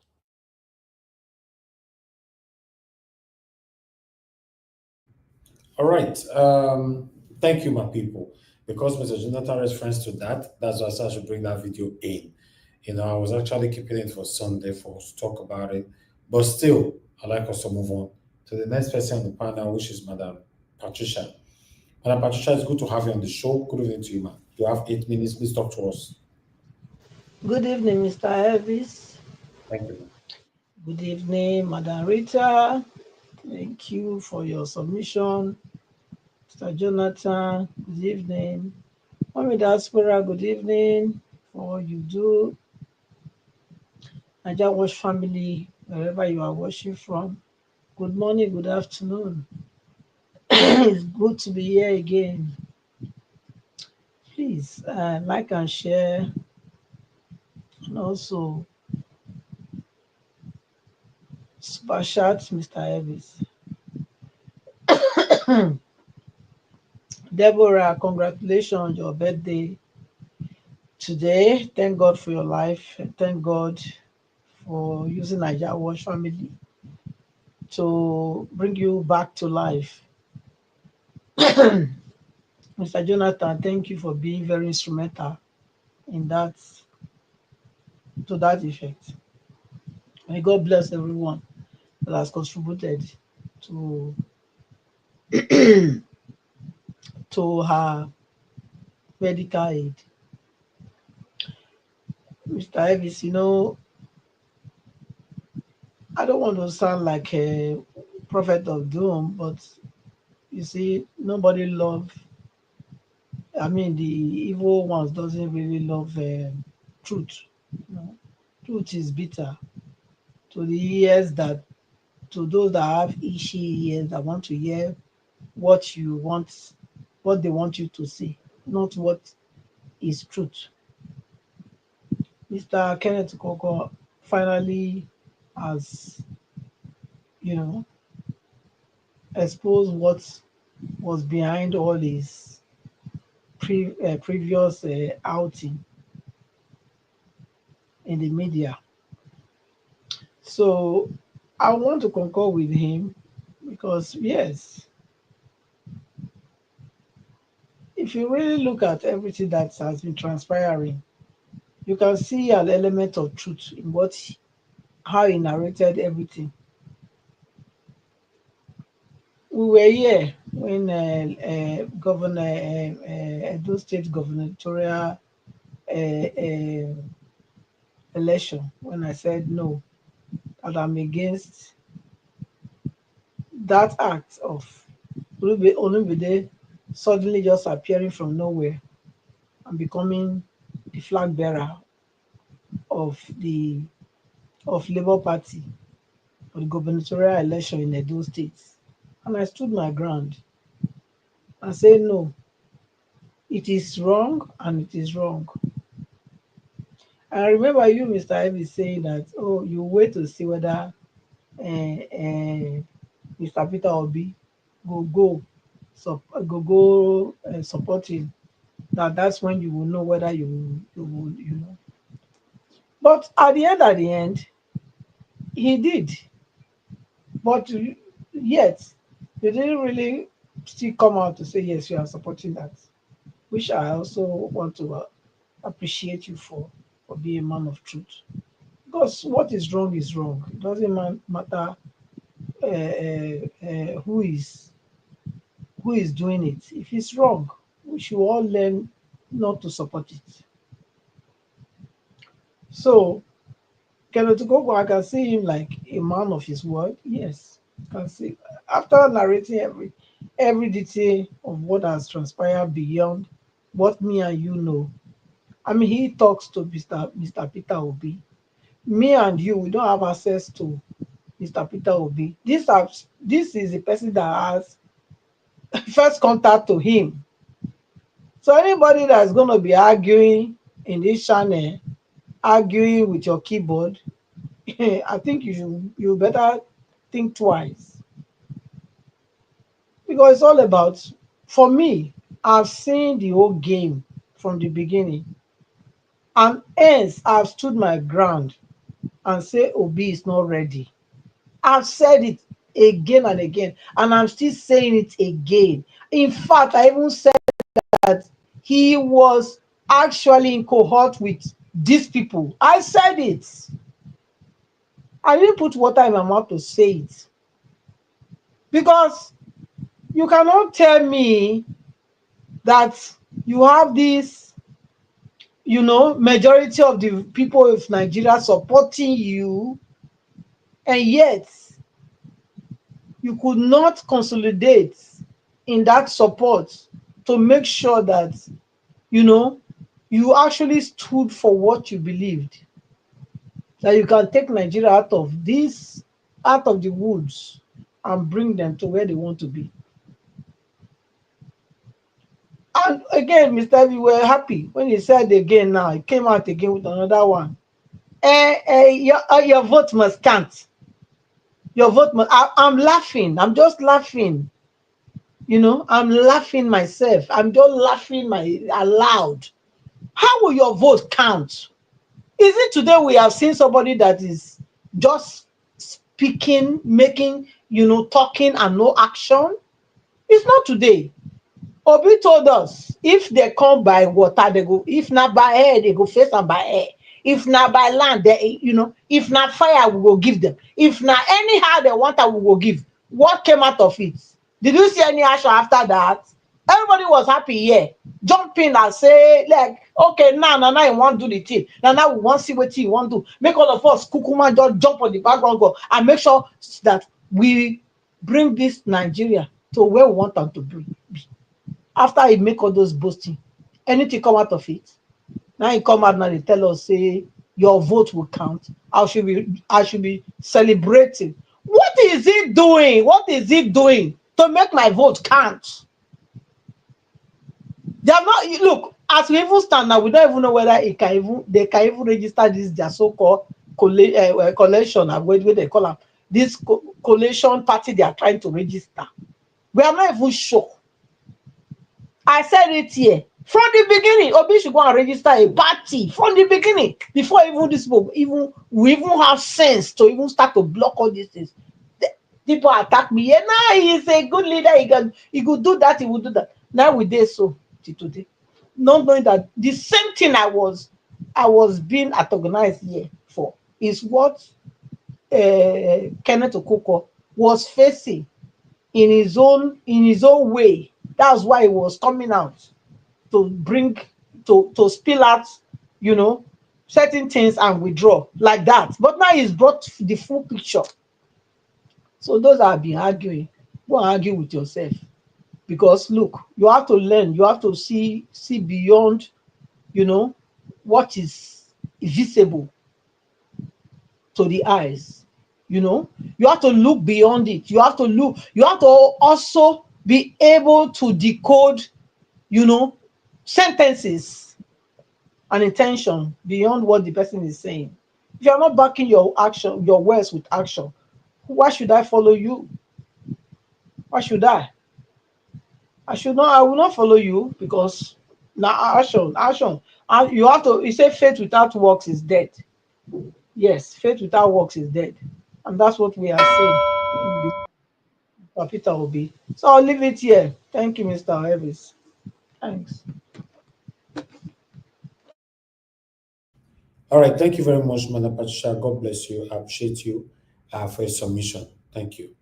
Okay. Let me call on Mr. Odowa. It's good to have you on the show, sir. Good evening to you. Please talk to us. Good evening, Mr. Najawash. Thank you, sir. Happy Saturday. Happy weekend. Good evening, everyone, the panel. Good evening, Mommy Diaspora. Thank you, man. God bless you. Good evening, commenters, listeners, and viewers. You are all welcome. Thank you all. Auntie Deborah, happy birthday. More years to your year. The Lord guide and protect you. So, well, anyway, according to the title that the topic that corruption is now increased in the time of Tinubu. In the parable, we said no kikiria or riase. So meaning that the person that become worst will now more than the first person that was worst. So when we are talking of corruption, as far as the people who have owned the government, who have they were say captured, who are hold Nigeria ransom, or who are hold Nigeria hostage, who are hold the people captive. These greedy elements that we have in Nigeria that make all Nigeria today to lost their good reason, their good memory of reasoning, which all of them are not so greedy in whatever they are doing. Since they have not decided to leave the power, corruption will increase, because even the Nigeria that is coming after these people, like those Akpabio, and the governor from APC to PDP, PDP to APC, you will be in this party, you say you are supporting the other party. When all those kind of people become presidents, you see that the worst will happen more than the one we are seeing today. So that is why the Edo said, no kikiria or riase. Well, with the grace of our effort, because God have given us the grace, God have given us the ability, God have given us the... If we now have the grace of our effort and say enough is enough, if other country, we can compare other country and say, hey, this country, they are doing like this country, they are doing like this, the other country are doing... But we, Nigeria, we will use our mouth to see it, but we will not use our body to do the thing that those people are doing. We like comparison of mouth, but not of action. Or think we put that competitive of action and say enough is enough, Nigeria will continue worst and worst. So that is what I will say on whatever the topic says. Then for Okonkwo, where people say desperate, people say passions, people say everything. Your people are all correct because it's the same English. The desperate is different way you pronounce it, but it's the same meaning. He's desperate to see Nigeria work. That's number one.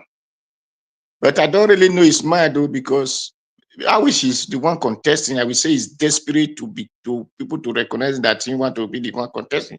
So since he has not declared action of that, I will say he's desperate to see the Nigeria work. And he's desperate to work with integrity. Because while Peter Obi is careful to work with a platform, because Peter Obi is not ready to register a party. Because if Peter Obi is a person who is ready to register a party, I believe since I started this thing, before they go to Papa went to court, when he went to court, I said the only thing Peter Obi will do is you register party.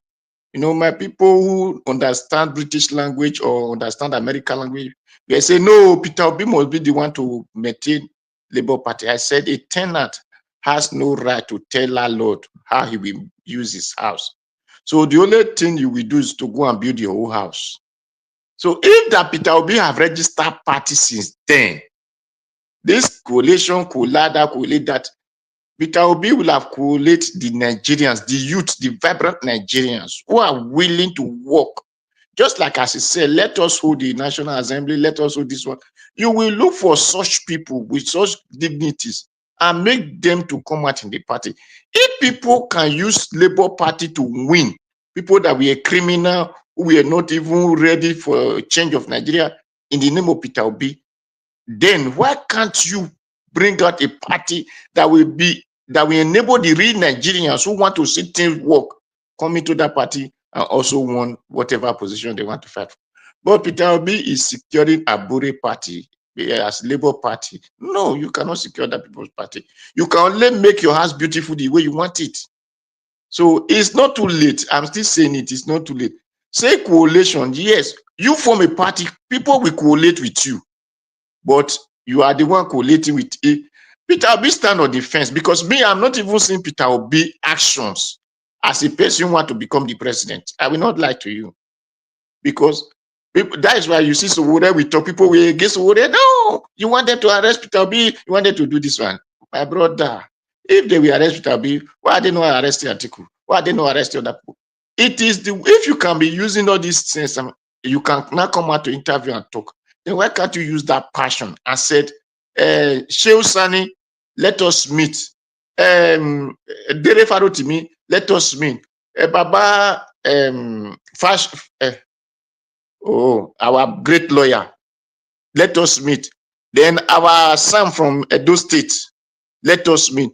This person in the debt from Delta, this from Bayelsa. But you bring all these people together, you come in a form, in a large form, and make a meeting. Take decisive decisions that will make everybody believe that you want to become the president. But this one you are doing, our vote must count. It's not that the way the vote used to count. These people that we shout along with you today, when you give them 5 naira tomorrow, they will change their mind. So the only solution is your action now that we display it before people. It's not to go and cut borehole in the Sokoto. Okay, what of the security in my place? Why did you not come and talk about the security in my place?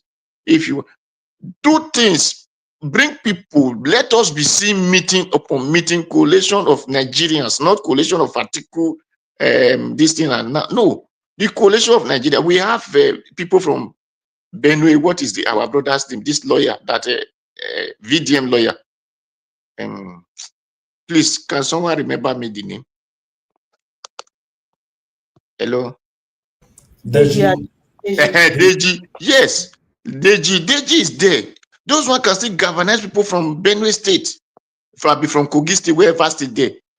Even this our sister Natasha that is PDP, so we can even convert half from that PDP to this new party. Because since they suspend her, did PDP talk anything in a bar? No. But if it is a party that is really what of Nigeria, I believe the Senate will not even have. If they suspend her, will pack all the Kogi to that place, or their state to that place, since they don't have senator. Then all of them will become the senator themselves. So by these things, Peter Obi refused. And it's just, no, my brother, Peter Obi, if you want us to believe that, take the action, let us be seeing the action. Because those that are talking this, action speak louder than voice. So the action will demonstrate.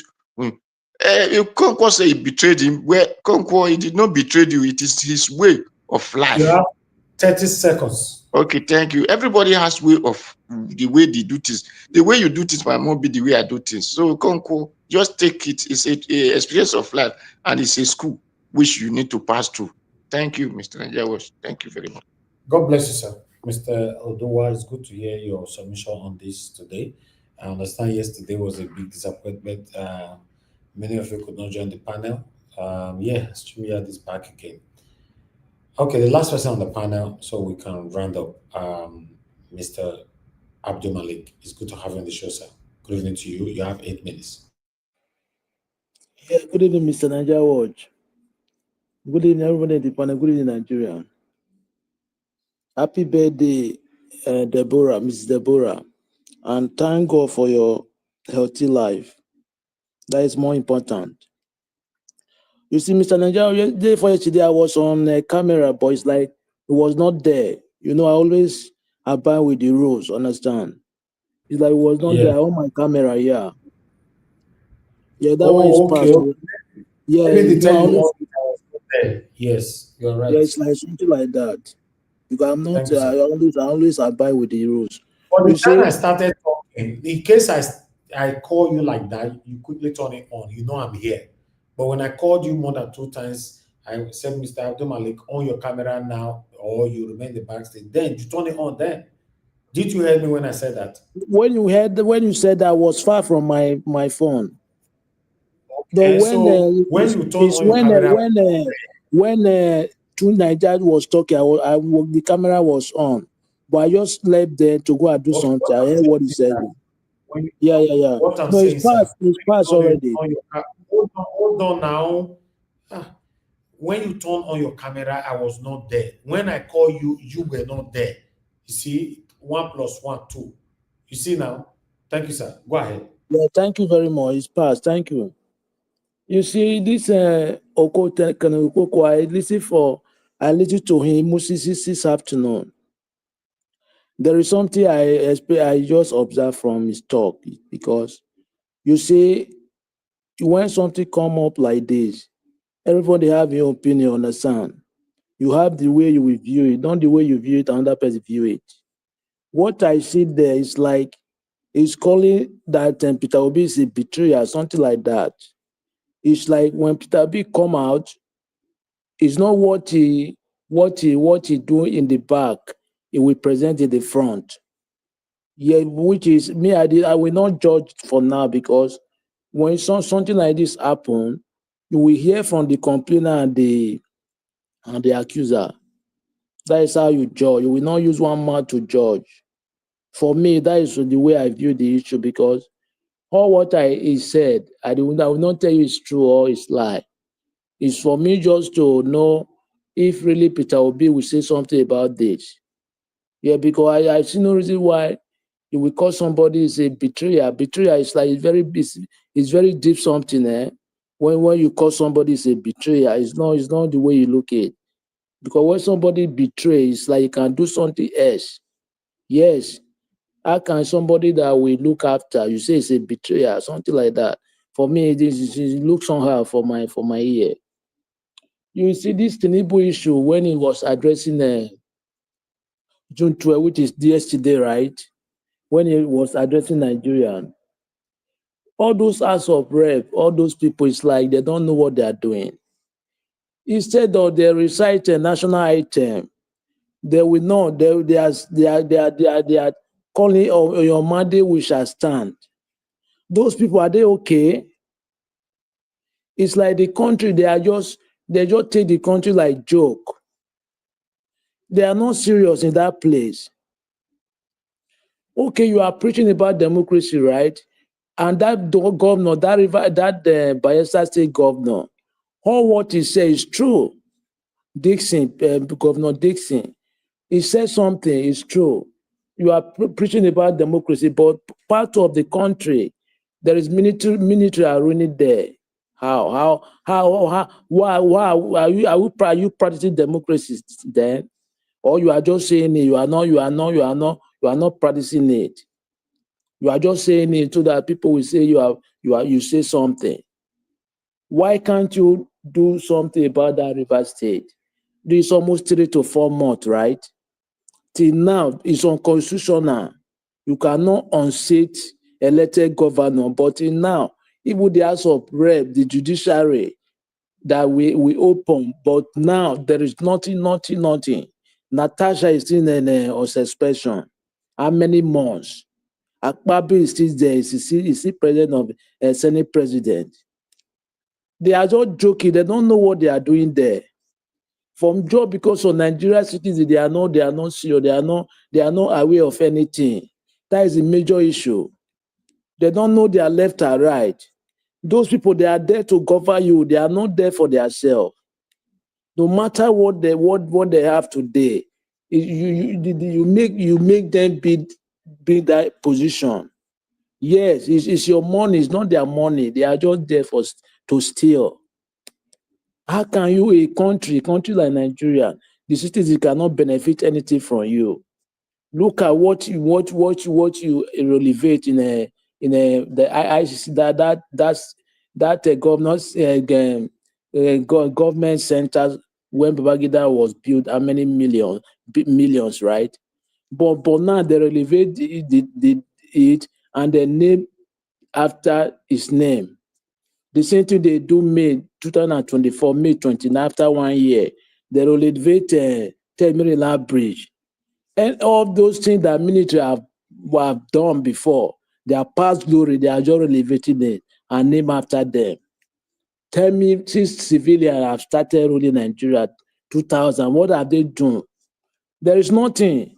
It's like they are living the past glory of military. That is what they are living on. And civilian, but we say we are in civilian regime, right? But there is nothing they can show just to steal money, borrowing money. Now you say that the economy is stable. How? How the economy is stable? You say the naira is stable. How? Why naira today we go down, we go up? Dollar to naira. It will go down today, we go. What is the stable? When it is stable, it will be constant. We not go down, we not go up. But now you say it's stable. How is stable? They are just there deceiving people. They cannot deceive somebody like me because all what they are doing, I don't even see light there. Because APC, there is nothing good will come out from those people.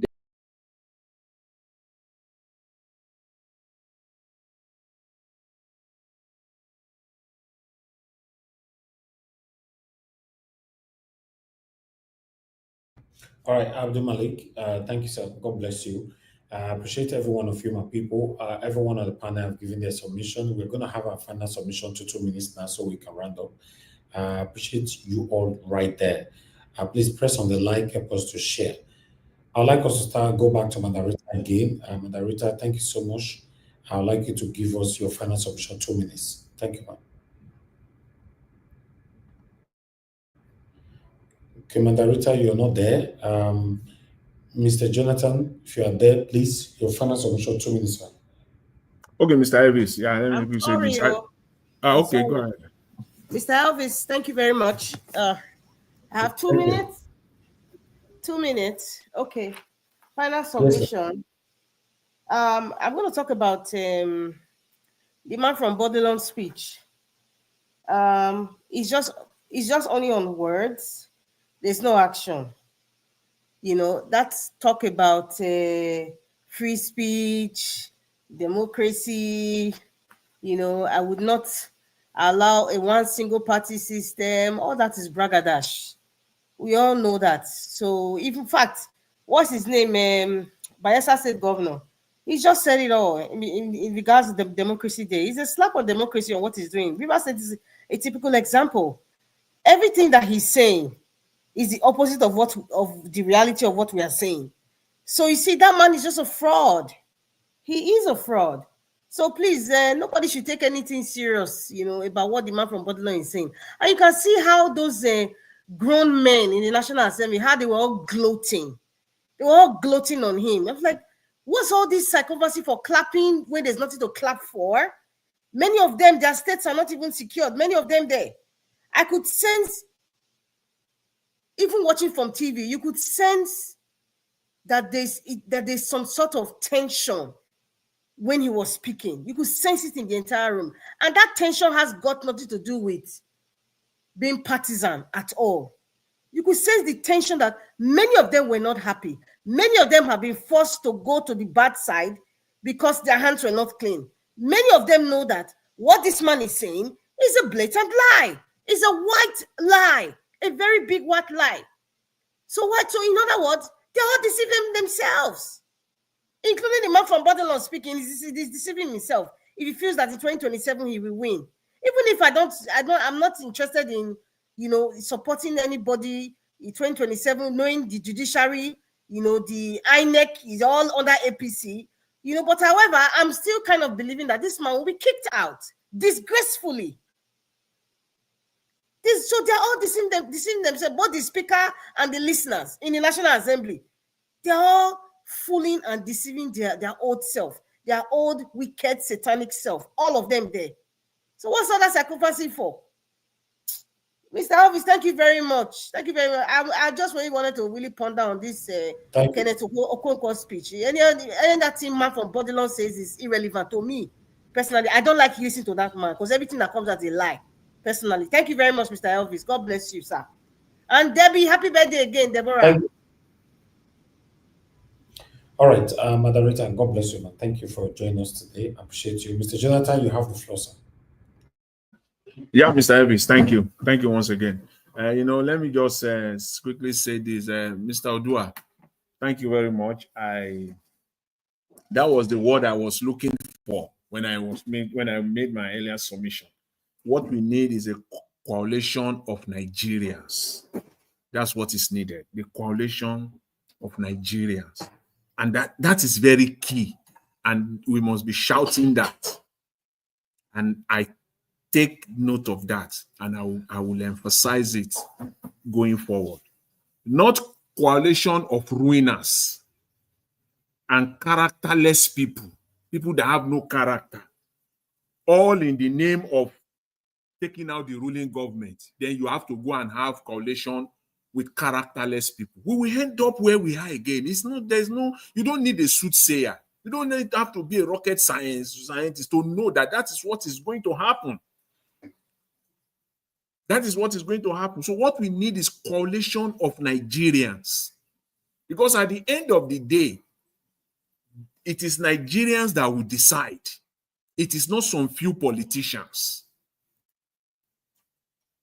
That is why someone like Showore will continue to say all day long, all year long, forever, Nigerian politicians are the same, and that is why he cannot work with them. Rightly so. He's correct to a very large extent. They are all the same. They will put themselves together again. Coalitions of what I call ruiners and characterless people, just because you want to take out the ruling government. Forget it. What we need is coalition of Nigerians. When Nigerians will come from every nook and cranny, from the length and breadth of Nigeria, bring Nigerians together, working people, rural people, professionals, bring them all together. Let them come together here and there. They will see the power of the people emerging right in front of them. That is what we need, because Nigerian politicians still believe, see the problem, they still believe that you only need like 2 or 3 or 4 people to form a party. There are some 2 or 3 or 4 people that, no, we have to, that is a wrong concept. It is Nigerians. And it is Nigerians that will take their country back, not 2 or 3 or 4 individuals. This idea of structure. It is Nigerians that will form the structure. It is Nigerians that will form the army of coalition, the army that will defend the votes. It is Nigerians that will do that. So what we need is the coalition of Nigerians. And I think that is what Mr. Peter Obi should do. The idea that he will still stick with Labour Party, still finding a way to work with the crooked Abure, is wrong. And the reason he's doing that is because there is no way to go.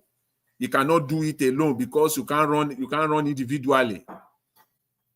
Then form a coalition of Nigerians. Yes, you can do that. That is what is needed. And you can always find a room.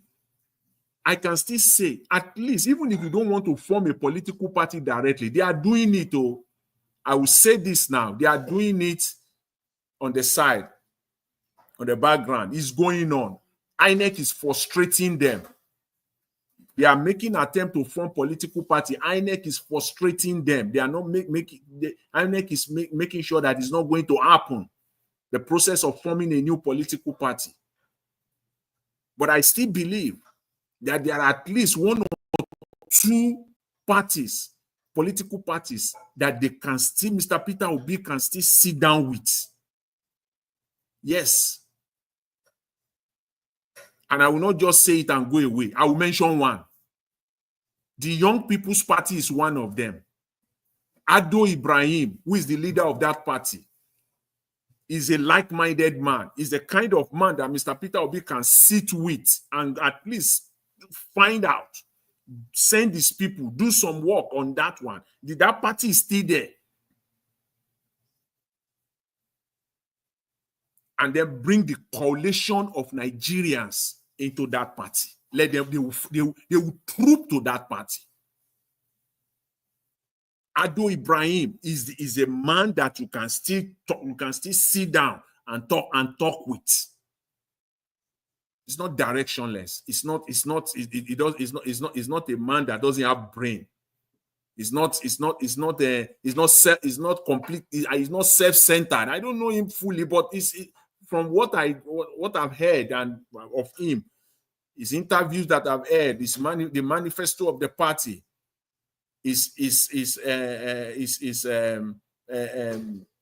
resume that I've read and all the rest of it, what he has done. There are people there. Thank you. So those are the things. Those are the kind of advice Kenneth Okonkwo should be giving to Mr. Peter Obi, not just to completely, outrightly run to these ruiners and characterless people. Thank you very much, Mr. Elvis. I appreciate it. Mr. Jonathan, thank you, sir. Thank you very much. I appreciate you. Mr. Odowa, please, your final submission. 2 minutes, sir. Okay, thank you. Mr. Elvis, you don't jump me. Oh, no verse, Mama. Okay, Mr. Odowa, hold on, Mama talk. And about you, sir, 2 minutes. Thank you. Okay, well, thank you.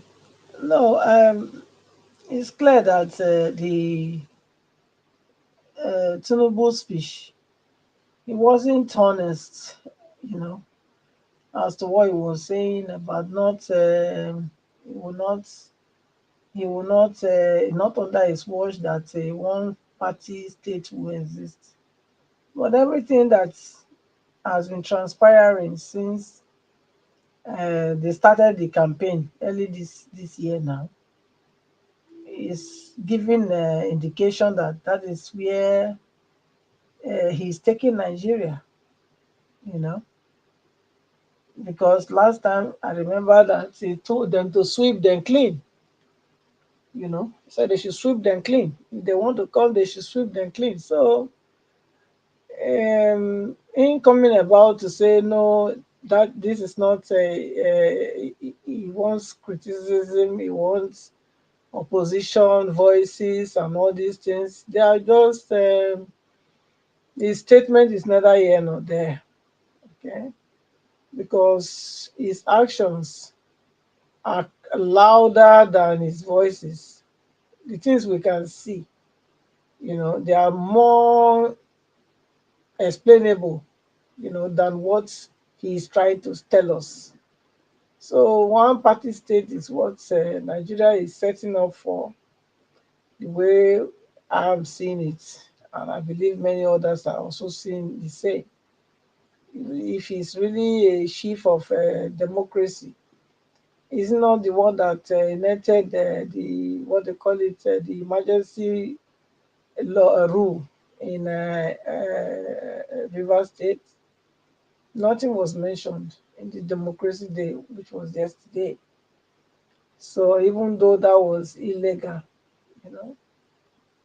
for him to do, and yet he's claiming he is the champion of democracy, but his action speaks otherwise. So that's the Nigeria that we see today. That most leaders or whatever they call themselves, they are not true to their words. So they are only deceivers, and they are being deceived as well. That's where I will leave it. Thank you, Mr. Elvis. Good night, everybody. Thank you, Mother Patricia. God bless you, man. Thank you. Mr. Odowa, thank you, sir. Thank you. Well, I don't have much to say than to let people to say that there is no democracy in Nigeria, not to talk of having a day, because it is something that exists. Then you cannot say, okay, today is what we know for it. The one we have is not a democracy, it's double crisis and devil crazy. So whatever they are way to do is just a way of eating Nigeria money again. So that is it. Because a person who said he's constructing road from Lagos to Port Harcourt, the road has not even get to Ore. They said they want to commission it. But if I were to be a president, I will arrest the contractor, the also called minister of the road, of the housing, and the person who commissioned that. We arrest all of them, because the road must complete before you commission. Since it's not 30-kilometer road, it's from this thing to this thing. So that is number one. Then number two, democracy. The man that is proclaiming democracy, he claimed emergency in another state. Take over democracy. What kind of democracy is that he's proclaiming? So those are the things. Please, make I speak the English when I sabi. I make Mona help us tell Peter Obi, say if he ready, because now the time tell the talker. If he ready, those one when they do those kind of interview, hey, don't talk for CNN, don't talk for this one. Me, I not know those one. Yeah, don't go for state, go do borehole. Don't be those one we need. Make he put right people together. Alesoti can still also come to the this team, come to the party. Put them together, let them hold a meeting. Call different good people from different states. At least if we cannot have the 36 states completely, but at least can have up to 10 to of different the region. We have north, we have south, we have central. We have one. Even if we pick one out of this state and then hold a strong meeting, and then we know what to do. So not this one that no, whether high court or federal court or whatever court that says Labour Party, it should not be putting in that Labour Party. Call people together with whom they will have their own party, then it's good to go.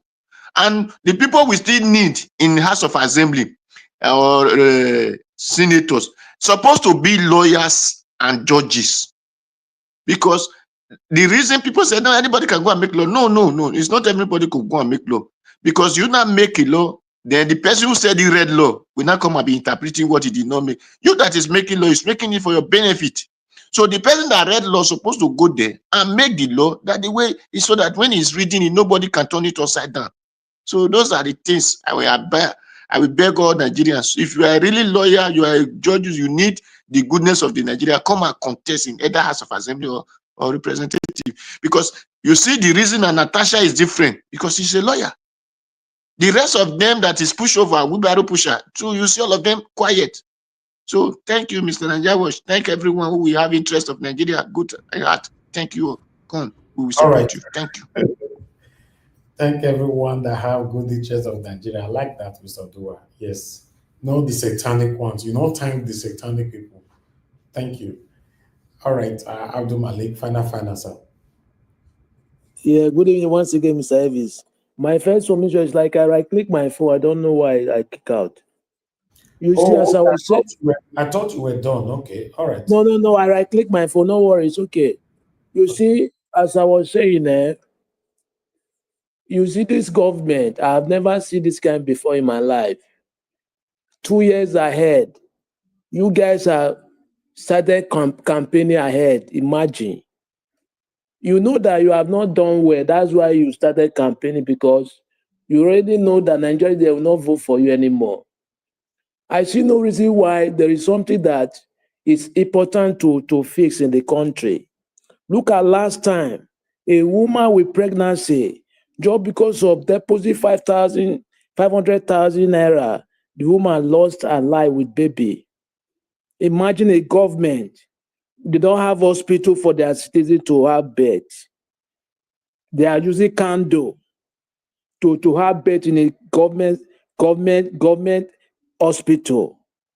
You guys don't debate about that. Insecurity everywhere, you don't debate about that. Or you are debating how to campaign ahead. What type of country is this? Just because the citizens are not serious to make the country better for themselves. Peter Obi will not tell you to go to street. You are the one that volunteered to vote for him, right? Volunteer to do something that will make you better in the country. It's not he will tell you to go to street. You run around 1 million march everywhere in the country, right? Why can't you run around 1 million march to peaceful protest? They have a long way to go unless they fix themselves in their country. Because the government, they don't want anything good for them. Imagine everybody is dying every day. One day, look at video and show. People are oppressing people just because of their imposition. You don't want people to breathe. Imagine all those government people. Are they going to govern? They don't govern country like this. Other country made their citizens better, but you guys are just suffering your citizens every day.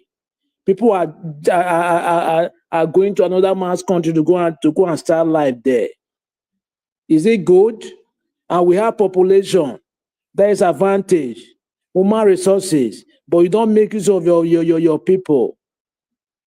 We need good people to govern us because those people, they are not yet serious. That is the problem we have. Nigeria, we have everything in Nigeria, but the people are the leaders. They are the problem of the country. Not me and you, the leader, the politician, they are the criminals. Yeah, unless we change those people, we get that right. That is where the country will be better.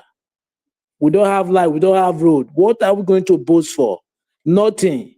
They say we are giant. Giant of what? Thank you very much, Mr. Niger Watch. We used to be giant of Africa, my brother. That's what they say we'll be before now. All right. I appreciate you all, my people. We've come to the end of this broadcast. I want to appreciate every one of you that came in today. We didn't receive any call today, just my wonderful panelists. I want to appreciate moderator, Mr. Jonathan, Mr. Patricia, Mr. Oduwa, and my brother Abdul Malik. God bless you all for coming in to put your voice to this one today. We're contemplating yesterday over Saturday or Sunday. For now, the contemplation is still going on. Yes, looking forward to having a day off. But those days off have to be on between Saturday and Sunday or both of them. But we'll let you guys know. But for now, if we have to come out on Saturday or Sunday, 7 p.m. is still the normal time. But my wish is not to stay long here. If I can even do 30 minutes, I don't run, I don't take off. I don't take off with that. So anyhow it be, let's continue to put in our effort to see how Nigeria can be better in our time. That's what we're doing here. Calling out our government to do the right thing. We're not here to fight anybody. We're not fighting anybody. We are just analyzing the situation of our country. Between you and I, nothing is working right now in Nigeria. All this one that our leaders are saying, they are just deceiving us. So, like Tinubu said yesterday, that the Naira have been stabilized. How? I can't go check. How this did stabilize? No. I mean, I saw so rock now they stabilize them. All right. I have a last call. Good evening to you, sir. Please quickly talk to us. We are rounding up. 2 minutes. Just 2 minutes, sir. 2 minutes. Thank you, sir. Amen, sir. Yes, God bless you. I greet your mother. Thank you, man. I know there's no time there, but please permit me. I just felt like talking to you just for a moment. Yeah, I've had Mr. Jonathan, I had Ms. Rita on what they said. I want to talk on P2B and this fellow, what's his name, Okonkwo, Kenneth. Yeah, Kenneth is talking really, it makes sense. But the point is, and then let me go first to Oraka. Oraka was saying yes, that Mr. Obi should stop the smiling, make some face, make face, so that you are tough. In other words, even though I'll call you a young man based on your age to mine, but I'm sure you've been exposed to different people. That your way of doing things is not the way of my doing things. It's not the way of Mr. Jonathan doing things. And I can assure you that somebody like Obi, if he could face those people who wanted to throw him out in Anambra then, and he was able to stand them and finish 8 years, and nothing happened, then that means that man can be tough if he gets to where he is. The next thing is, Okonkwo, yes, you have the knowledge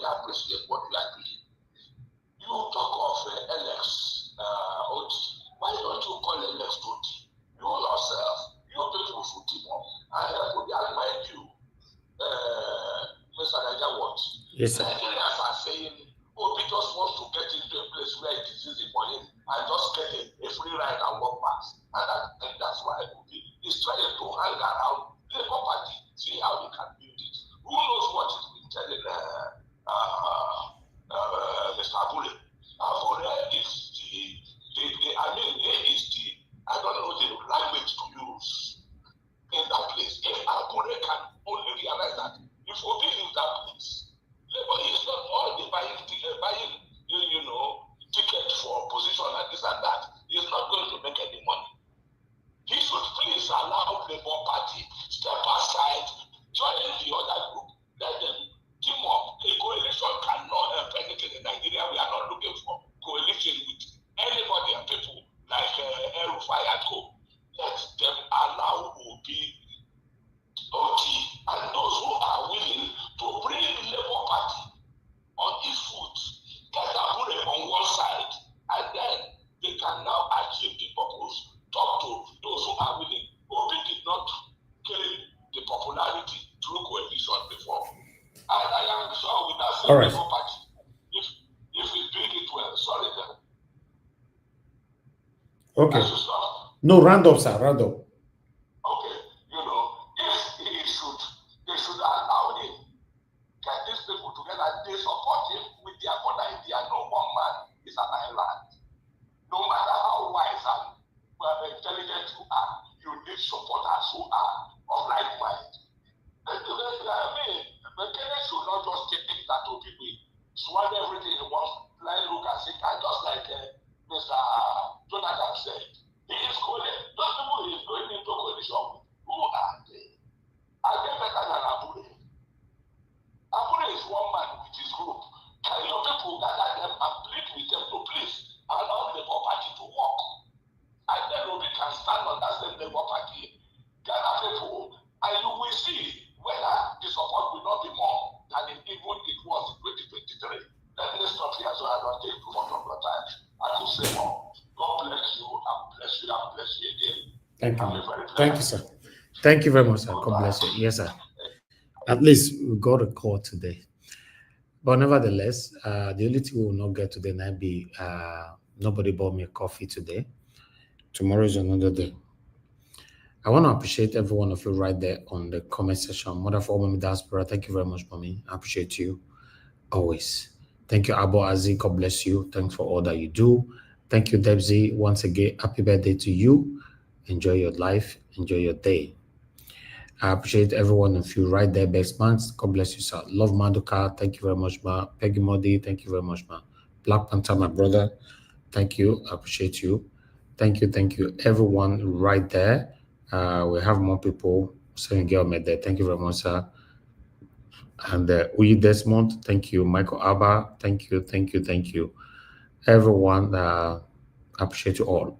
I think it's time for us to round up right now. And I'll see you guys again tomorrow. Fingers crossed, 7 p.m. Nigerian time. So we can continue from where we stop. Endeavor to press on the like and help us to share. And always look out for our pre-recorded videos during the day so that you don't miss out. I appreciate you all, my people. Allow us to end the show right now, and I'll see you guys again tomorrow. Mr. Niger Watch. Yes, sir. Please, can you allow me to ask you a question? Yes, quickly. I'm ready now. There's something I want to ask you because this always comes to my mind.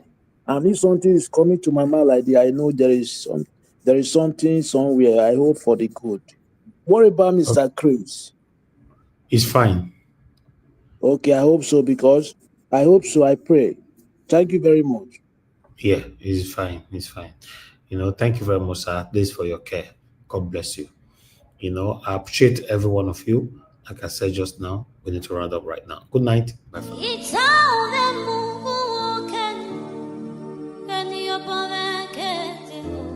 That's right.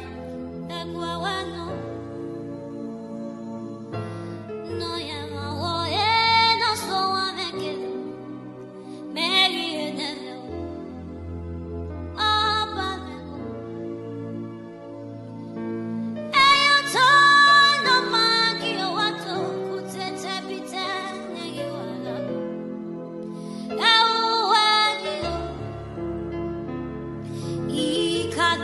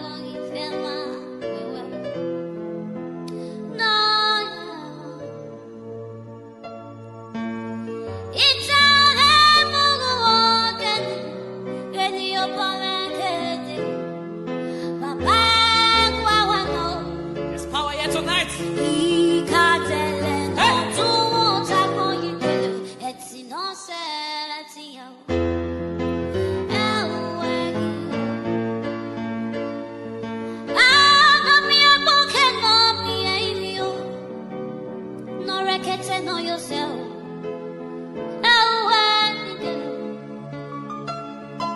If your barrel